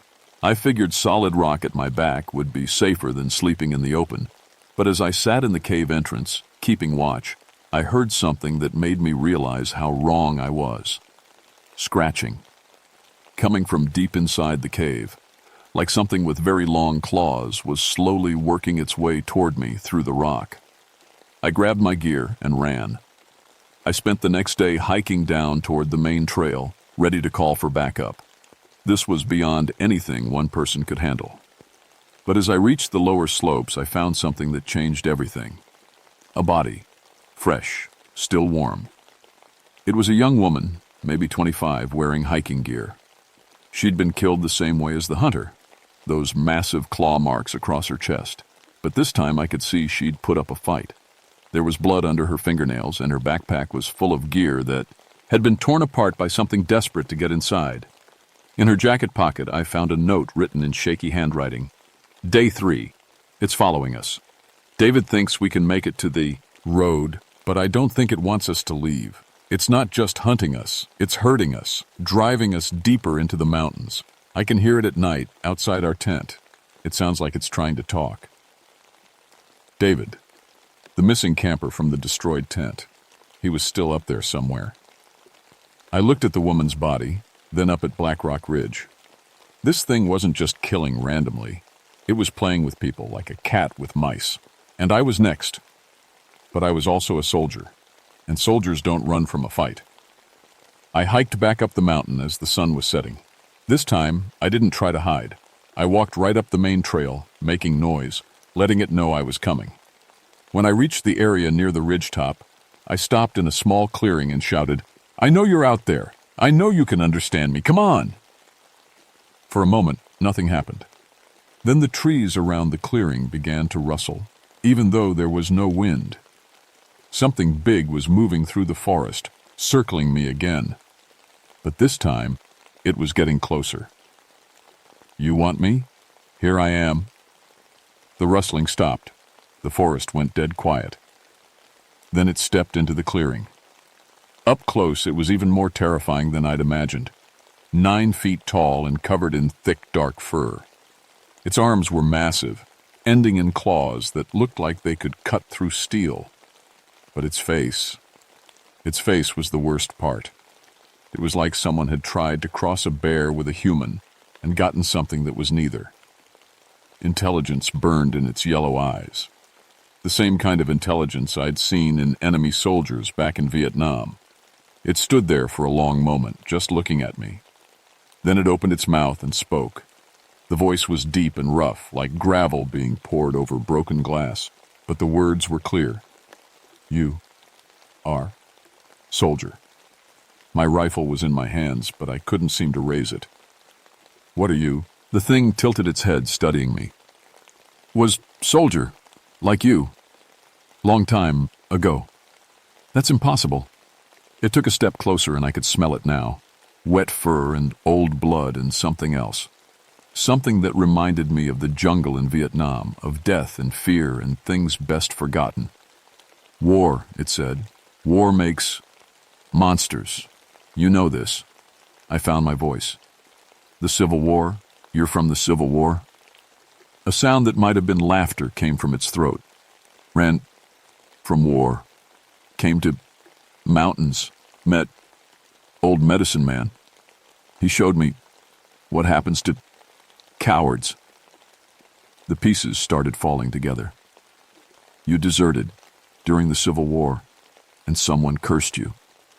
Cherokee, shaman, said I would walk these mountains until I found courage. But courage is a hard thing to find." It was close enough now that I could see the human intelligence in its eyes. This wasn't just a monster. It was a man who'd been trapped in a monster's body for over 100 years. "The people you killed. Hunt," it said simply. "Must hunt. Curse makes me hunt. But you," it leaned closer, "you smell like war, like killing, like me." That's when I understood. It hadn't been randomly killing people. It had been looking for someone who would understand. Another soldier. Someone who knew what it felt like to be changed by war. "What do you want from me?" The creature straightened up to its full height. "Fight me," it said. "Fight me like soldier. Help me. Find courage. Or die trying." I looked into its yellow eyes and saw something I recognized. The same look I'd seen in my own mirror every morning since coming back from Vietnam. The look of someone carrying too much weight, too many ghosts. "And if I win, then curse is broken, and I can finally rest." I raised my rifle. Not because I wanted to kill it, but because I understood what it needed, what we both needed. "Okay, soldier," I said. "Let's finish this war." The fight lasted maybe 10 minutes, but it felt like hours. The creature was fast, faster than anything that big had a right to be. It came at me like a freight train, claws extended, and I barely got out of the way. My first shot caught it in the shoulder, spinning it around, but not dropping it. "Good," it roared. "Fight like you mean it." We circled each other in the clearing. This wasn't like fighting in Vietnam. There, the enemy tried to kill you quick and quiet. This thing wanted a real battle. It wanted to test itself against another warrior. My second shot went wide. The creature lunged forward and caught me across the ribs with its claws, sending me tumbling across the ground. I rolled, came up firing, and put a round center mass. The creature staggered, but kept coming. "Harder," it demanded. "Fight. Harder." That's when I realized something. It wasn't just fighting me, it was fighting the curse. Every time I heard it, every time I pushed back, the human part of it grew stronger. The yellow glow in its eyes was getting brighter, more focused. We fought until we were both bleeding and exhausted.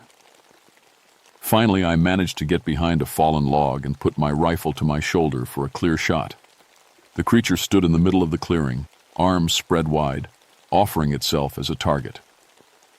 "Do it," it said, and for the first time its voice sounded completely human. "Please. I'm so tired." I looked down my rifle sight and saw not a monster, but a man. A young soldier who'd made one mistake over a century ago and had been paying for it ever since. "What's your name?" I asked. "William," it said. "William Harper, Company C, 23rd Virginia Infantry." "William," I said, "you've been a soldier long enough. Time to go home." I pulled the trigger. The creature, William, took the shot in the chest and fell to his knees. But as he fell, something amazing happened. The fur began to fade away, the claws retracted, and the massive frame shrank down to normal human size. By the time he hit the ground, he looked like what he'd always been underneath. Just a scared young man in a torn gray uniform. He looked up at me with human eyes, brown, not yellow, and smiled. "Thank you," he whispered. Then he closed his eyes and was still. I knelt beside him for a long time, listening to the forest come back to life around us. Birds started singing. Insects buzzed. Somewhere in the distance, I could hear a stream running.